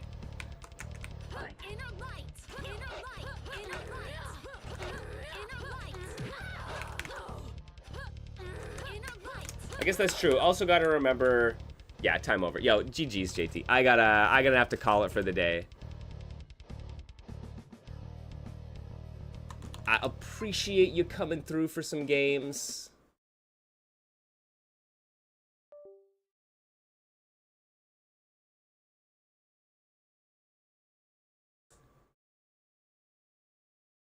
Oh, right, and I haven't even been using that. That's a very good point. See, I mean, this is the thing about being, you know, about it being a new game, right? Being new to it. It's right? The timeouts happen, man. That is a perennial problem for a lot of versus style games, where they will start out and everyone's like, "Man, timeouts. This game is so boring. They got to up the damage. They got to do this, that, or the other." And then 2 weeks later, everyone's figured stuff out and they're way more consistent. And it's just like, we wanted higher damage, right? Like that's no, no. And I definitely feel that is going to be kind of the way. And even the, like, at a low level, right, a casual level, a lot of the Marvel games will end up that way as well. But yeah, no, I'm really into it, man. Like, you're cooking with a lot of really cool stuff. Yeah, I think, yeah, for me, I think that's definitely my biggest note. I think is the parries don't quite feel right, right? And like, not the way they work or all that stuff, but just right, but just like the balance of it in play, and especially because I feel like, man, I feel like a lot of your frame data is designed around that, where the pushback on it and the frame data on it allows you to be safe enough that punishing is really hard from just blocking in a lot of situations. It's a pretty specific, right, window. But then if you parry, that doesn't matter, right? Like, I was thinking like Christopher's forward special, where you're just like, you rush forward and you come and you do the leap, and I'm like, I am almost safe. I am almost completely safe. It is wild, right? But there are so many opportunities to parry that attack, right? I think it's a really interesting, like, counterplay between ease of use and like crunchiness, right? Where yeah, there's that, like, yeah, I don't know. That's kind of, it's an amazing balance of that.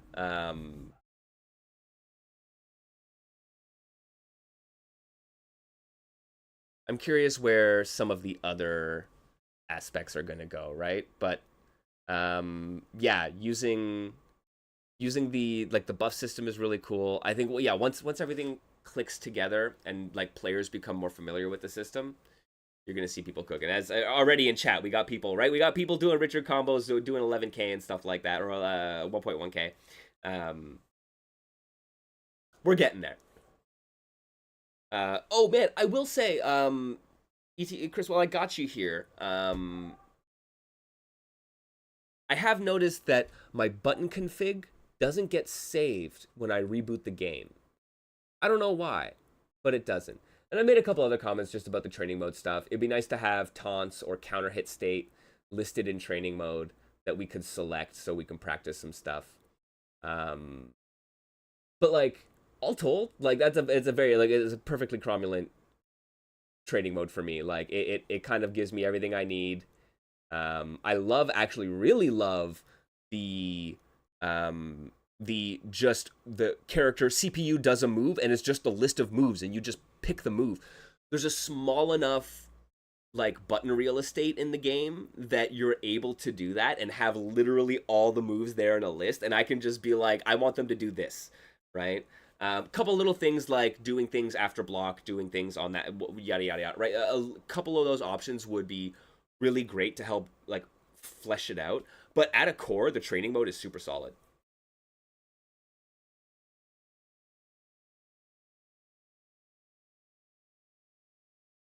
Yeah, there is button remapping. But yeah, oh, okay, you're working on it locally, not in the game. Yeah. Oh, okay, that's what it is. Non-volatile memory. That's funny. Okay, because, yeah, I know, I was just like, I went in and I'm like, I changed it and I'm like, I swear I changed this before, and I'm like, I don't think the game crashed or anything. So, but okay, that makes sense. I mean, and it's not that bad. The default layout actually works quite well. And going in to hit 6 buttons when I boot up is not the end of the world. But just worth thinking about, because, yeah, I did notice it. I was like, oh, what? Why didn't my binds maintain? But that makes sense. Yeah. No, it's great. I'm gonna keep playing this game. I'm gonna keep talking about it down in my Discord. I highly recommend folks check it out. Let me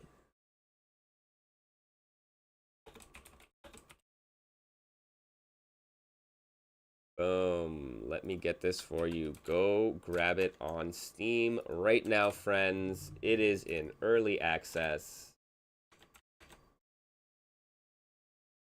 What is it? Is it currently on sale? It's currently on sale for, yo, guys, it's $11.04 Canadian. I'm just going to say $11.04 Canadian. This is the price of a coffee for you Americans. Support your indies. Oh, 100%, 100%. Always happy to give some feedback. Like I said, if you poke us down in the digital basement, we will certainly rise and tell you what's going on. And happy to share our opinions. Thank you for making Area Zero, dude. It's super fun. Like this is I'm vibing with the combo system. I'm vibing with the art style. It's playing against other people is really great. Like I need. This is my thing where I'm always like, I want to be better. I want to be better at the game so I can do more of the things when I'm playing someone else. But part of playing someone else is just sometimes that you don't get to do the things you want to do. So it's part of the game. It's part of the experience. But yeah, it's been so fantastic. Oh, amazing. Foxy Boxy Games. 45 months. Thank you so much, friend. I don't know if you saw it, but we were playing Robo 3.0 earlier on. Just enjoying that as well. There's so much great talent out in the indie fighting game scene, friends. Make sure to check them out. Go play Robo O. Go play Area Zero. And stay tuned for what's going on at Evo, because the indie dev gallery at Evo is going to be super sick. I'm very excited for that one. But we're going to call it for now, friends. It has been a day, and I'm going to go spend the rest of it with my wife and my dog. And maybe have a burger, right? I think that's good. So make sure you take care of yourselves out there, friends. Treat yourselves nicely. Treat other people well as well. And stay safe. I will see you all next time in the digital basement. And absolutely, I will enjoy Evo. Maybe we might be able to squeeze in another Niche Fighter Monday next week. No promises, but stay tuned. I'll be talking about it on the socials. Until then, friends, take care. See you next time.